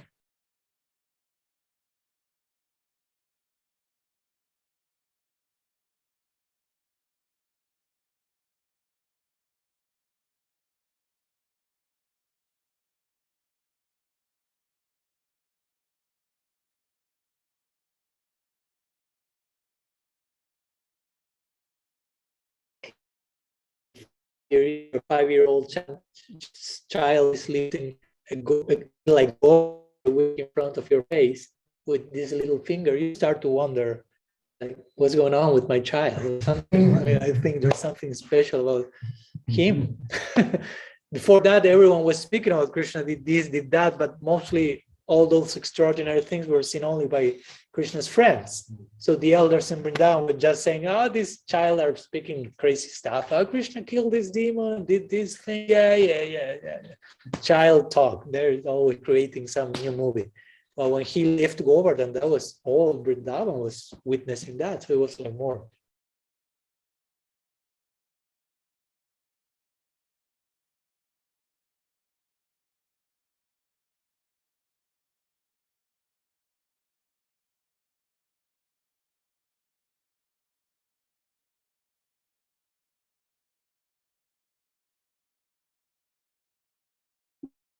It rises more top.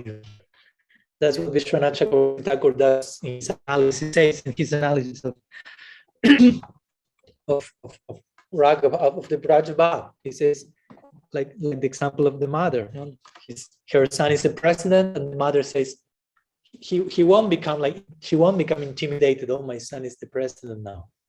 Oh, I'm some distance from the president. She will feel, oh, my baby now is the president. How beautiful my baby. Her Vatsalya will grow in the face of Aishwarya. Aishwarya will be the president. Madhurya or intimacy will be my baby. So,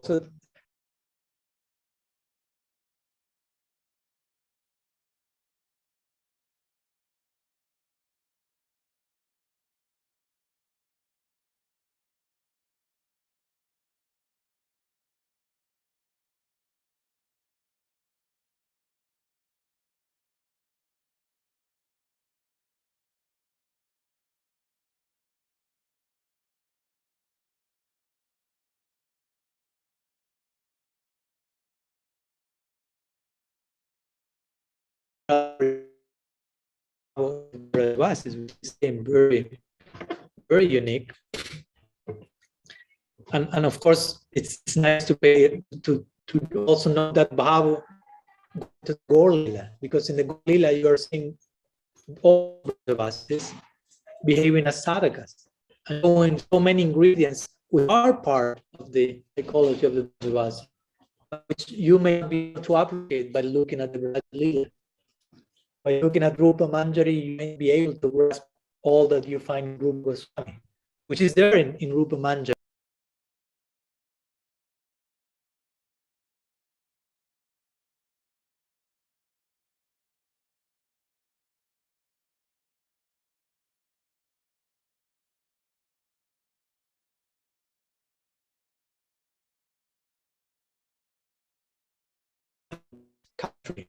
like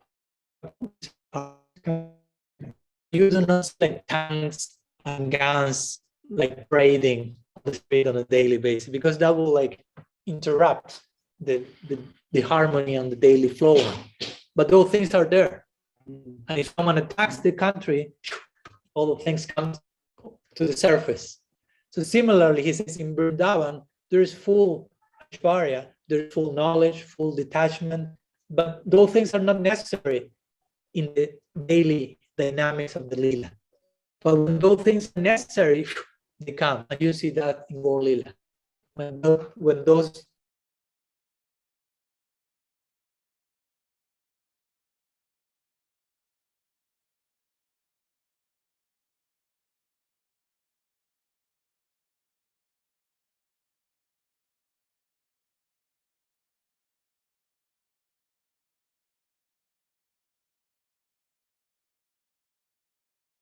one verse, it was this. When they in Gaur Leela, they were Swamis, wow, how much knowledge do they have? So it's another important way of understanding the bhava of God to go through Gaur Leela, because so many things are, and Gaur Leela, as we know, is I will say in many ways the ultimate reach of Vraja Leela, because in the highest point of the Vraja Leela, where Krishna is witnessing the maximum degree of Radharani's love for him, at that highest point of Vraja Leela, that's the point when he wants to experience her own bhava. And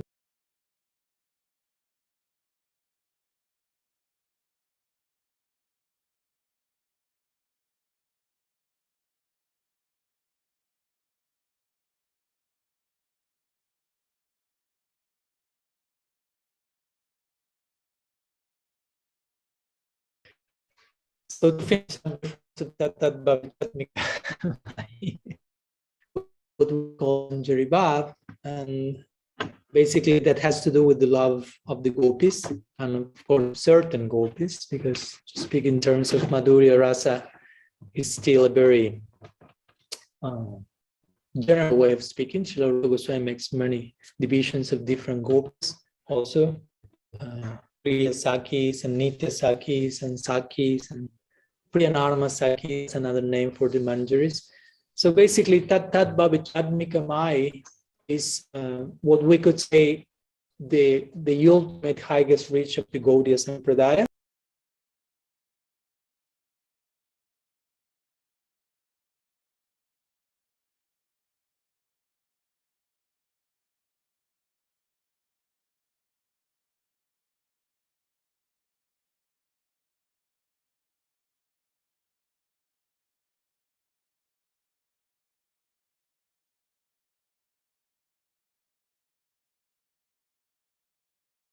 From our experience will be the experience of the Manjari. The closest you can get to Radha, what the Manjaris experience by attaching themselves to Radha's own experience, and you use in English this expression vicariously, by identifying, by empathy, by identifying with the other's experience that comes to oneself. So basically, this is the psychology of Manjaris, is what they call Radha's Nihadka, what they are partial to her. Some gopis are sometimes partial to Krishna, sometimes partial to Radha, others partial to Krishna, and others only partial to Radha.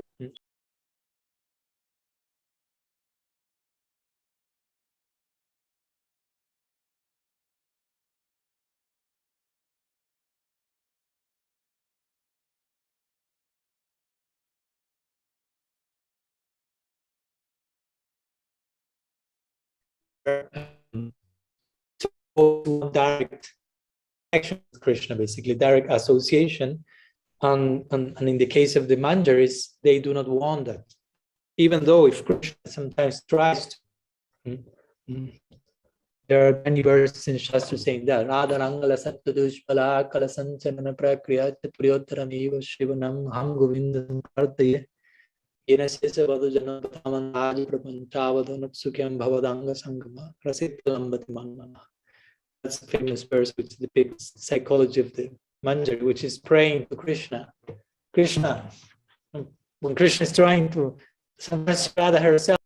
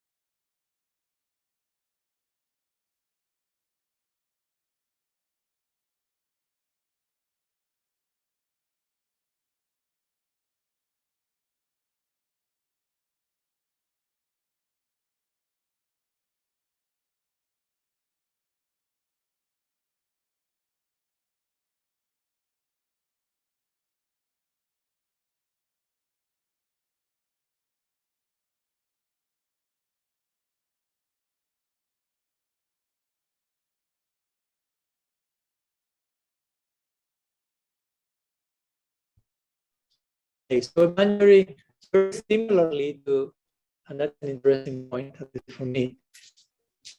Sometimes Manjaris are called Priyanarma Sakis. So the side of Madhurya Bhav, you have Priyanarma Sakis, on Sakya Bhav, you have Priyanarma Sakhas, whose Bhav sometimes is called Sakya. It's so empathic towards Krishna's romantic life that it gets too close to also the moods of the Manjaris that are arranging everything to create the meeting of Radha and Krishna.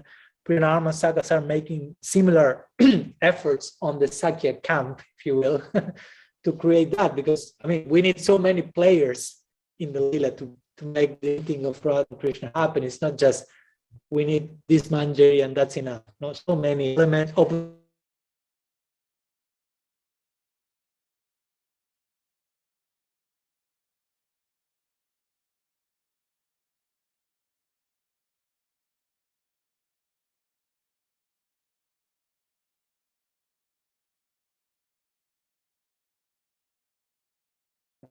The Naika or heroine may try to, but attaching myself to Naika is again an aesthetic term like heroine used in drama, and Rupa Goswami resorts to that language in his Ritual Nilamani.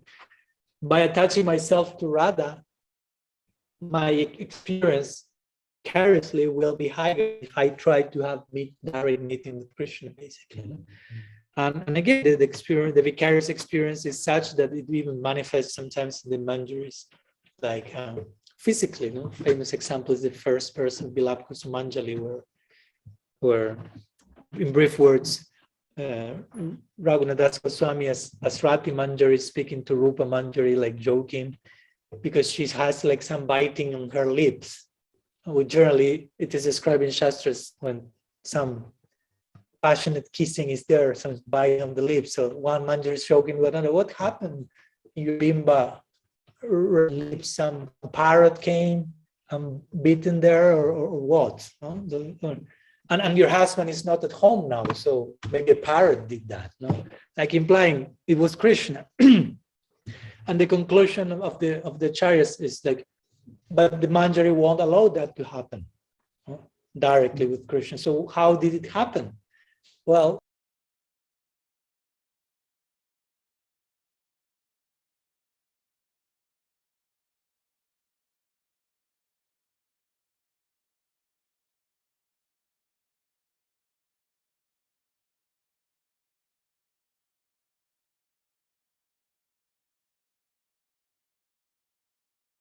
and that's why, technically speaking, Manjari is in Madhurya Rasa with Krishna, not having direct connection, but it's experiencing those things. No? And of course, again, generally the description is Radha. This is servile disposition that she has towards Sri Radha in connection with with the union with Krishna, but she will always take sides with Sri Radha in any particular situation in which there may be some conflict. Krishna may have misbehaved or went with some other gopis. They will never side with Krishna, basically. They will always side with their Praneshwari.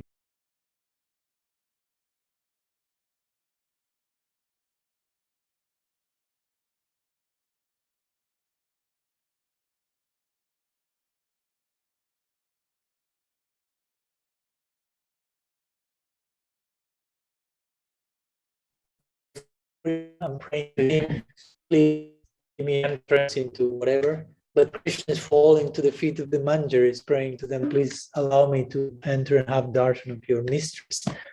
So what was the position of those mistresses, basically? No?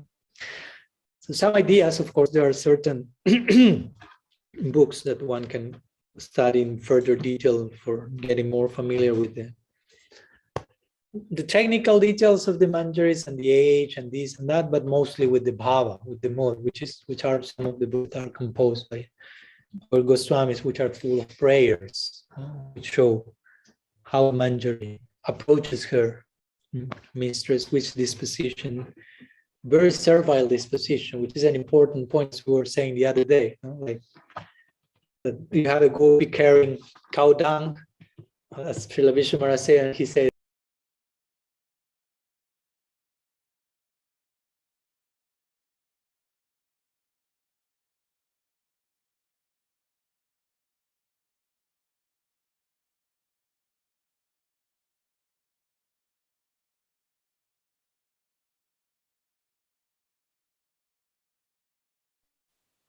the union of the divine. That's one part, but there are so many things. And of course, some there, all those things are totally equally glorious. Not like, this and that, and so on.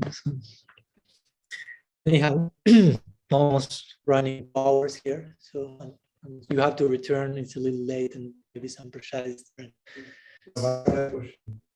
Okay. She wanted to ask how to find a guru.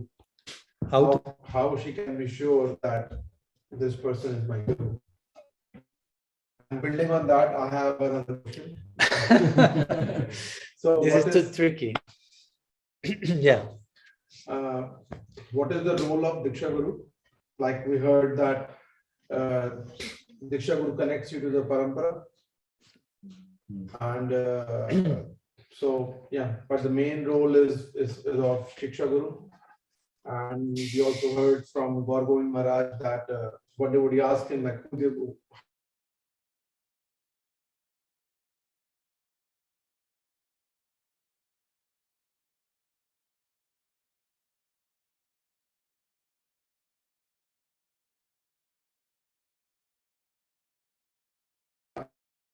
all this, like whether I'm right, whether I'm doing it wrong, because there are you come across many sadhus and you really like them, but then you're not sure whether you're doing it right or wrong, or so how to understand that. Keep in touch.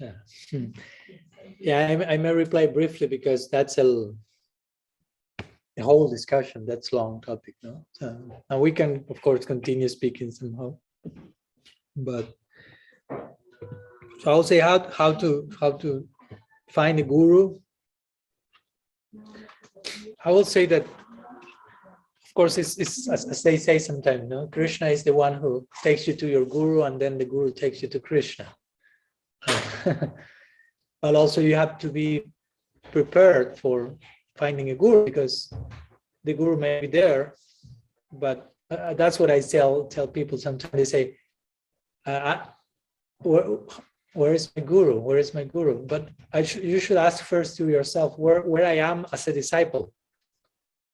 Where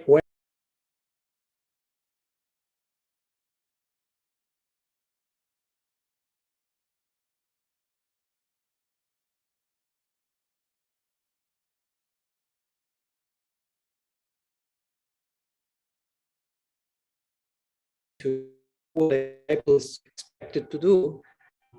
Because if not, it makes no sense to do. not feel I have a guru because just you don't want to be a disciple. I'm not saying that's your case or anyone's, but that can happen. If I'm not ready to be a disciple, probably I won't find a guru. Not because there are no gurus, maybe the guru is here, but I'm like looking somewhere else. So I will mention that first, because again, it's a 50-50 equation. It's not just, oh, Gurudev is everything. Of course, one will feel Gurudev is everything, but it doesn't mean that I don't have to do anything. No, Gurudev will ask you, you do your part also. He's doing.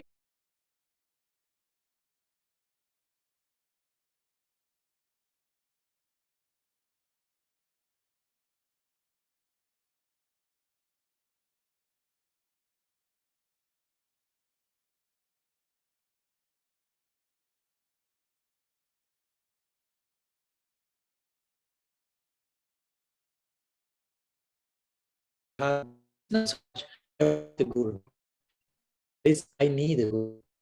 The one who have to reach that point. It's not just I want. Oh, my friends have a guru. I'm the only one who doesn't have social pressure or something. So many years and no, not the guru. What will they say about me? Not because of that, but you really have to feel I need. So when we reach the point of I need, and you're on a certain level aware of what's expected from a disciple and certain surrender and disposition and humility and willing to learn, not in a forced way, but in a natural way. I mean, Krishna is in everyone's heart, so he knows where we are like cooked on the point, ready to be like offered, if you will, to the guru or something. So the arrangements will come that we will meet that person or those.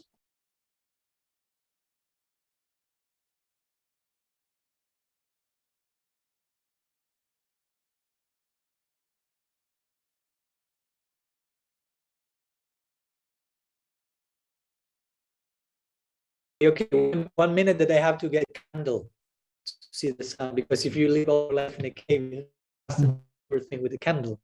So I tell you, you don't need a candle for the sun. I say, what? No. The sun itself will show it to you. You will be able to see the sun by the sun's grace, if you will. So something like that will have to be with the guru. I mean, you have to feel, as sometimes they say, self-evident or self-effulgent, like not necessarily because you see some light or something, because sometimes they have this like, sometimes, I don't know, psychedelic ideas or something. Has to be some lights and colors, and I have to feel floating, or maybe it's not.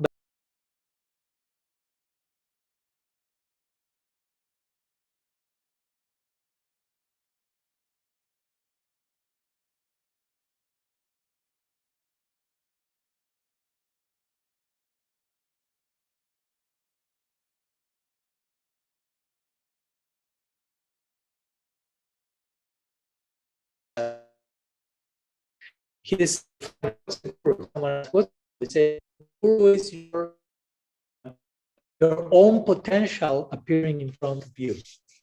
So the point is that person will show you all that you can be. And you will feel that when you are in front of that person. You will feel, I can become all that. And you feel so much hope and so much inspiration, like that's what I can be, that's all that I can become. And I'm feeling from that person instruction and love and affection and inspiration to become all those things. So it's like, I want to surrender there. Of course, the natural thing will be, I want to give myself in that direction fully. So that has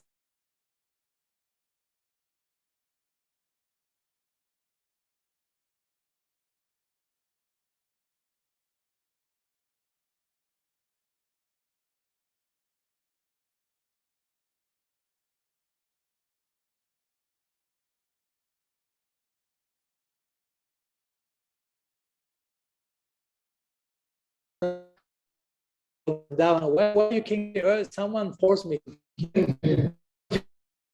So it doesn't work like that. So it has to be unresisting.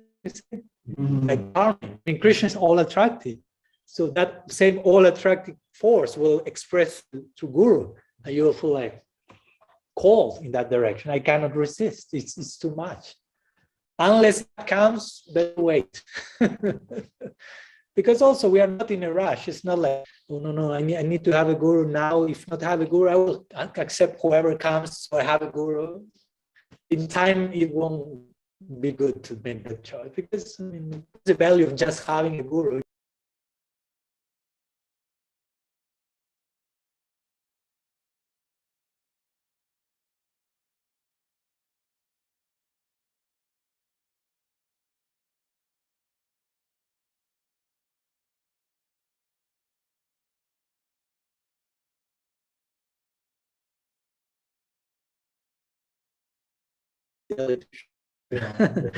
So, and regarding Siksha, Siksha is important and crucial, and Siksha is equally important.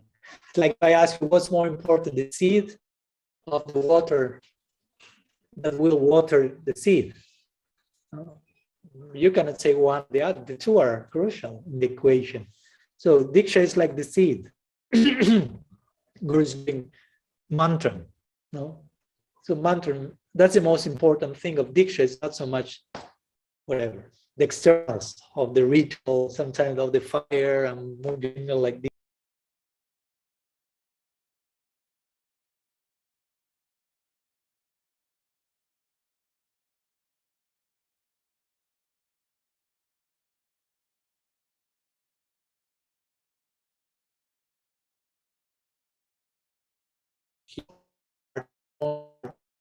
In the form of mantra, of sound, and transpassing that to your heart.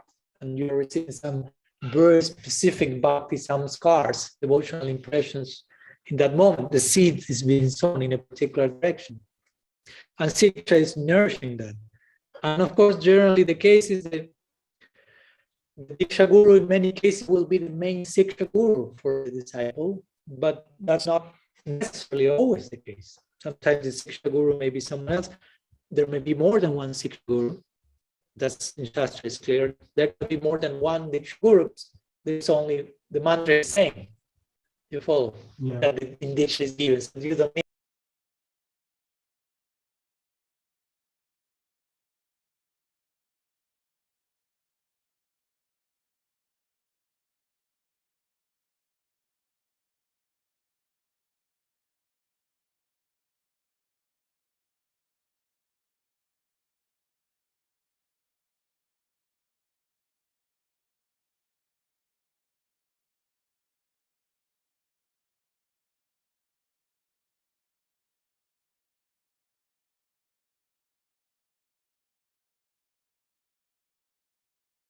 It's not necessarily wrong.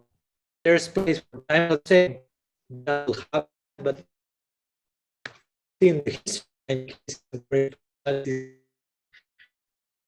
from some Siksha Guru from Guru.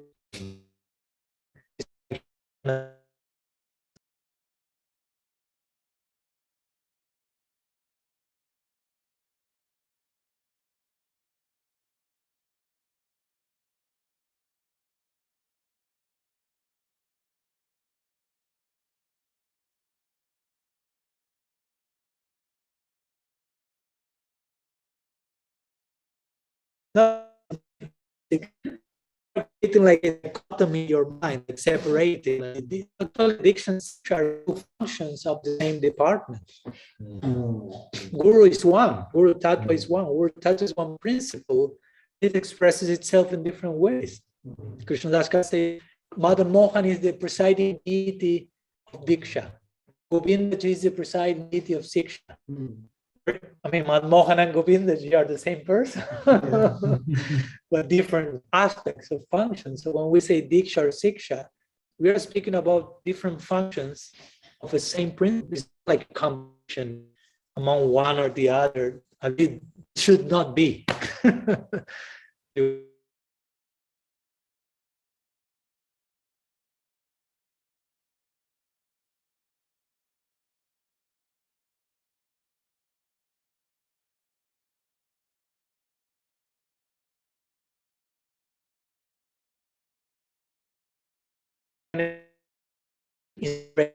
without commitment. Because if I get inspired, I have to surrender there. I have to give myself. I cannot do that with every single person on earth. So it has to be on some point limited in one level.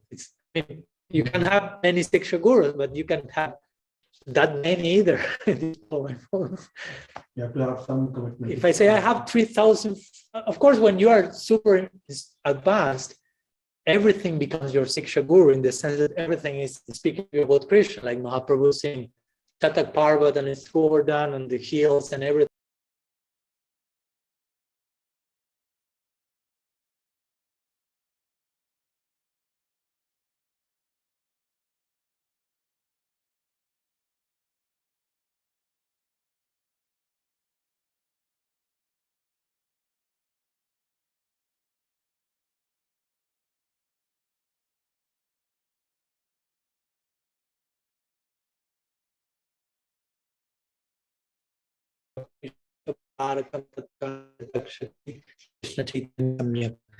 So one day, Krishna Thakur said, Gurun is plural. He's not saying I offer pranam to my guru. I offer pranam to the gurus, to my gurus. First two words of the whole gorilla, like trying to say, if you don't get this at the beginning, you don't get everything that follows. So there is place for a plurality of gurus, and ultimately we want to enter the land of gurus, as Tulsi Maharaj will say. Vrindavan is the land of gurus. Even the dust is my guru there. But again, begin with one. And then that one, if that one is the real guru, naturally,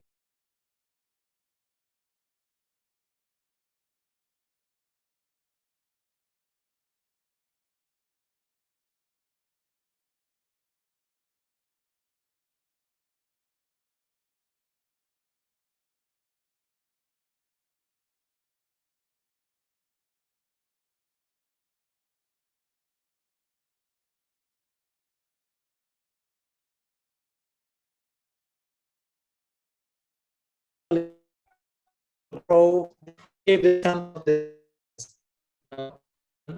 they put the seed, the first sprout comes, but there's a fence. Guru puts a fence. Listen from me. Nobody else. Me. It sounds like wow, pretty sectarian. But there's a purpose to that. It's a protective fence. Because you are too weak to, if you give many things, you get confused. So just you need directional. Growing, you root yourself, the sprout is growing, it starts to grow above the fence at one point. And you start to see, oh, there's a whole world outside the fence. And at that point,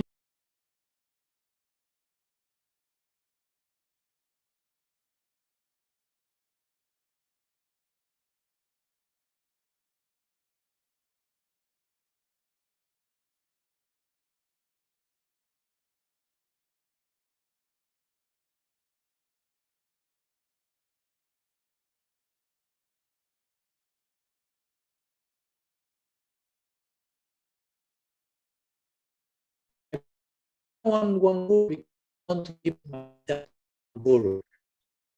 I want everyone to be my guru. But for reaching that point, you need a guru. To reach everyone is my guru.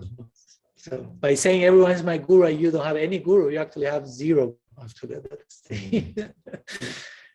So yeah, Siksha, Diksha, that shouldn't be a conflict in us. No?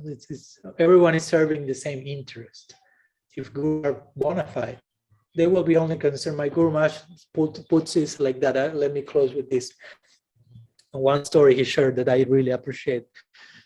He says the Guru is a servant of the disciples' Shraddha. That's all of the Guru. The Guru is a service. Guru is not here, hey guy, here I am.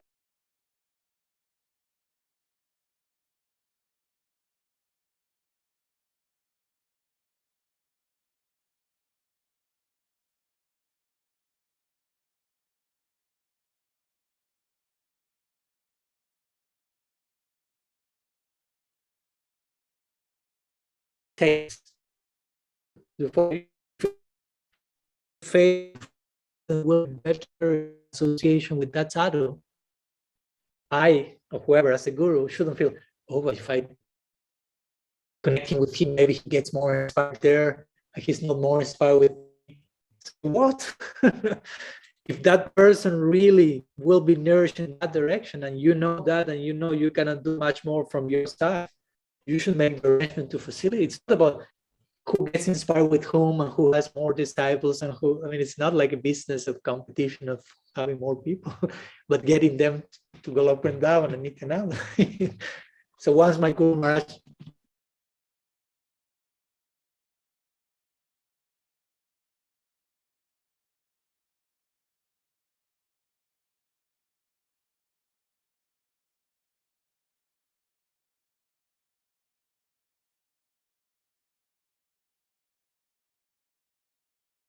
with some of the devotees who were given initiation in those years, some were not able to continue serving as gurus. So some devotees accepted one of them, then they had to accept someone else, and the other one also left. They had to accept someone else. So it can be a pretty traumatic experience. So I pray that nobody of you have to go through that, because it's complex. I mean, you put your faith, give yourself, and then it's not working. Let's try again. It's not working. But somehow this devotee, after 3 reinitiations, still had like the desire to continue practicing and taking shelter into some guru. So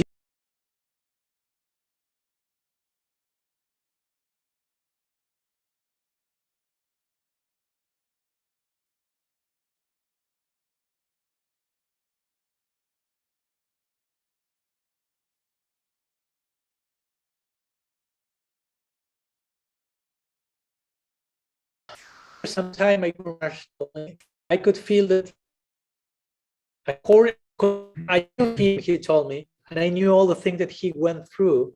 So I could feel in his particular situation, he's not able to fully take advantage of his connection with me. And what he feels, what he needs, he told me, in his particular situation is to have an Indian guru that is very old in age, which again is something relative. But for the structure of some people who have gone through some experiences with younger Western gurus, somehow he felt, he tried with 3 of them and it failed. Now he's trying with me, it's going well, but somehow I'm similar to the other ones in terms of I'm Western and similar age. Somehow that triggers in him some obstacle. So he needs to transcend that, but he cannot transcend by himself. So maybe some external change will help. So I think it may help to him to take shelter into some old Indian guru. he thought Srila Bhakti Pramod Puri Maharaj, which by the way, today is his Tirubhav Mahotsav Tithi. Srila Bhakti Pramod Puri Goswami Maharaj ki jai. Disappearance day of Srila Puri Maharaj. So my Guru Maharaj thought, and he was a Siksa disciple of Srila Puri Maharaj at the time, so he thought someone like Srila Puri Maharaj will perfectly fulfill that role that he needs in order to fully surrender and nourish his Shraddha. So I appreciate that he was not concerned, but he will go to him and I will lose him as a disciple. I mean, he was just concerned, what will help you the most? What will work best for you? Even to the point, if you need to stop being my disciple, if you will, I don't care. So he told him, go to Srila Puri Maharaj and ask reinitiation from him, the 4th one. And he went to Srila Puri Maharaj, and Srila Puri Maharaj didn't accept, because he said, who is your guru? Srila Puri Maharaj said, but he's a bona fide acharya, he's doing well. Why? I mean, you cannot accept another guru if your guru is, in good standing. But he said, no, but he sent me here. I'm not sure if I need to speak to him. I can't, because Srila Puri Maharaj was very careful not to do something improperly and downplay some Vaishnava and Vaishnava Aparadha. And so he was a personification of non-Vaishnava Aparadha, basically. So the point, eventually, Srila Puri Maharaj spoke with my Guru Maharaj, and my Guru Maharaj told him, yes, I sent him to you. This happened to him, this is his story, and I feel this is the best for him. So please accept him. So Srila Prabhupada accepted him. Even though technically speaking, you shouldn't like reinitiate someone coming from a guru that is in good standing. But again, common sense. What's best for you? If this is not working and you are losing your strata, this will work better. And it's in proper arrangement between the sadhus. It's not just a whimsical thing, like there's place for that. So again, my point is the concern of the guru is what will work best for your strata, and I'm fully for that, whatever form it takes. If you remain with me, without me in this institution, again, not in a whimsical sense, but because sometimes the disciple may say, "I'm not inspired here, I'm inspired there," but maybe the disciple is being whimsical there, and the guru may need to correct him. That's place for that, but sometimes there's place for the other thing as well. So again, not black and white, so many shades of considerations according to each specific case. So, okay, 2 hours and 20 minutes, so I think we can stop here. Gurudev ki jai, Sriman Mahaprabhu ki jai, Shri Harinam Sankirtan ki jai, Kartik Brata ki jai, Shri Vrindavan Dham ki jai, Shri Radha Kunda Shyam Kunda ki jai, Giriraj Maharaj ki jai, Gaur Bhakta Vrinda ki jai, Tirubhav Mahotsav Titi Srila Bhakti Brahmapuri Goswami Maharaj ki jai, Gaur Premanandi. Vanchakalpatarubhyascha kripa sindhubhyaiva cha patitanam pavanebhyo vaishnavebhyo namo namaha. Ananta Koti Vaishnava Vrinda ki jai. Gaur Hari.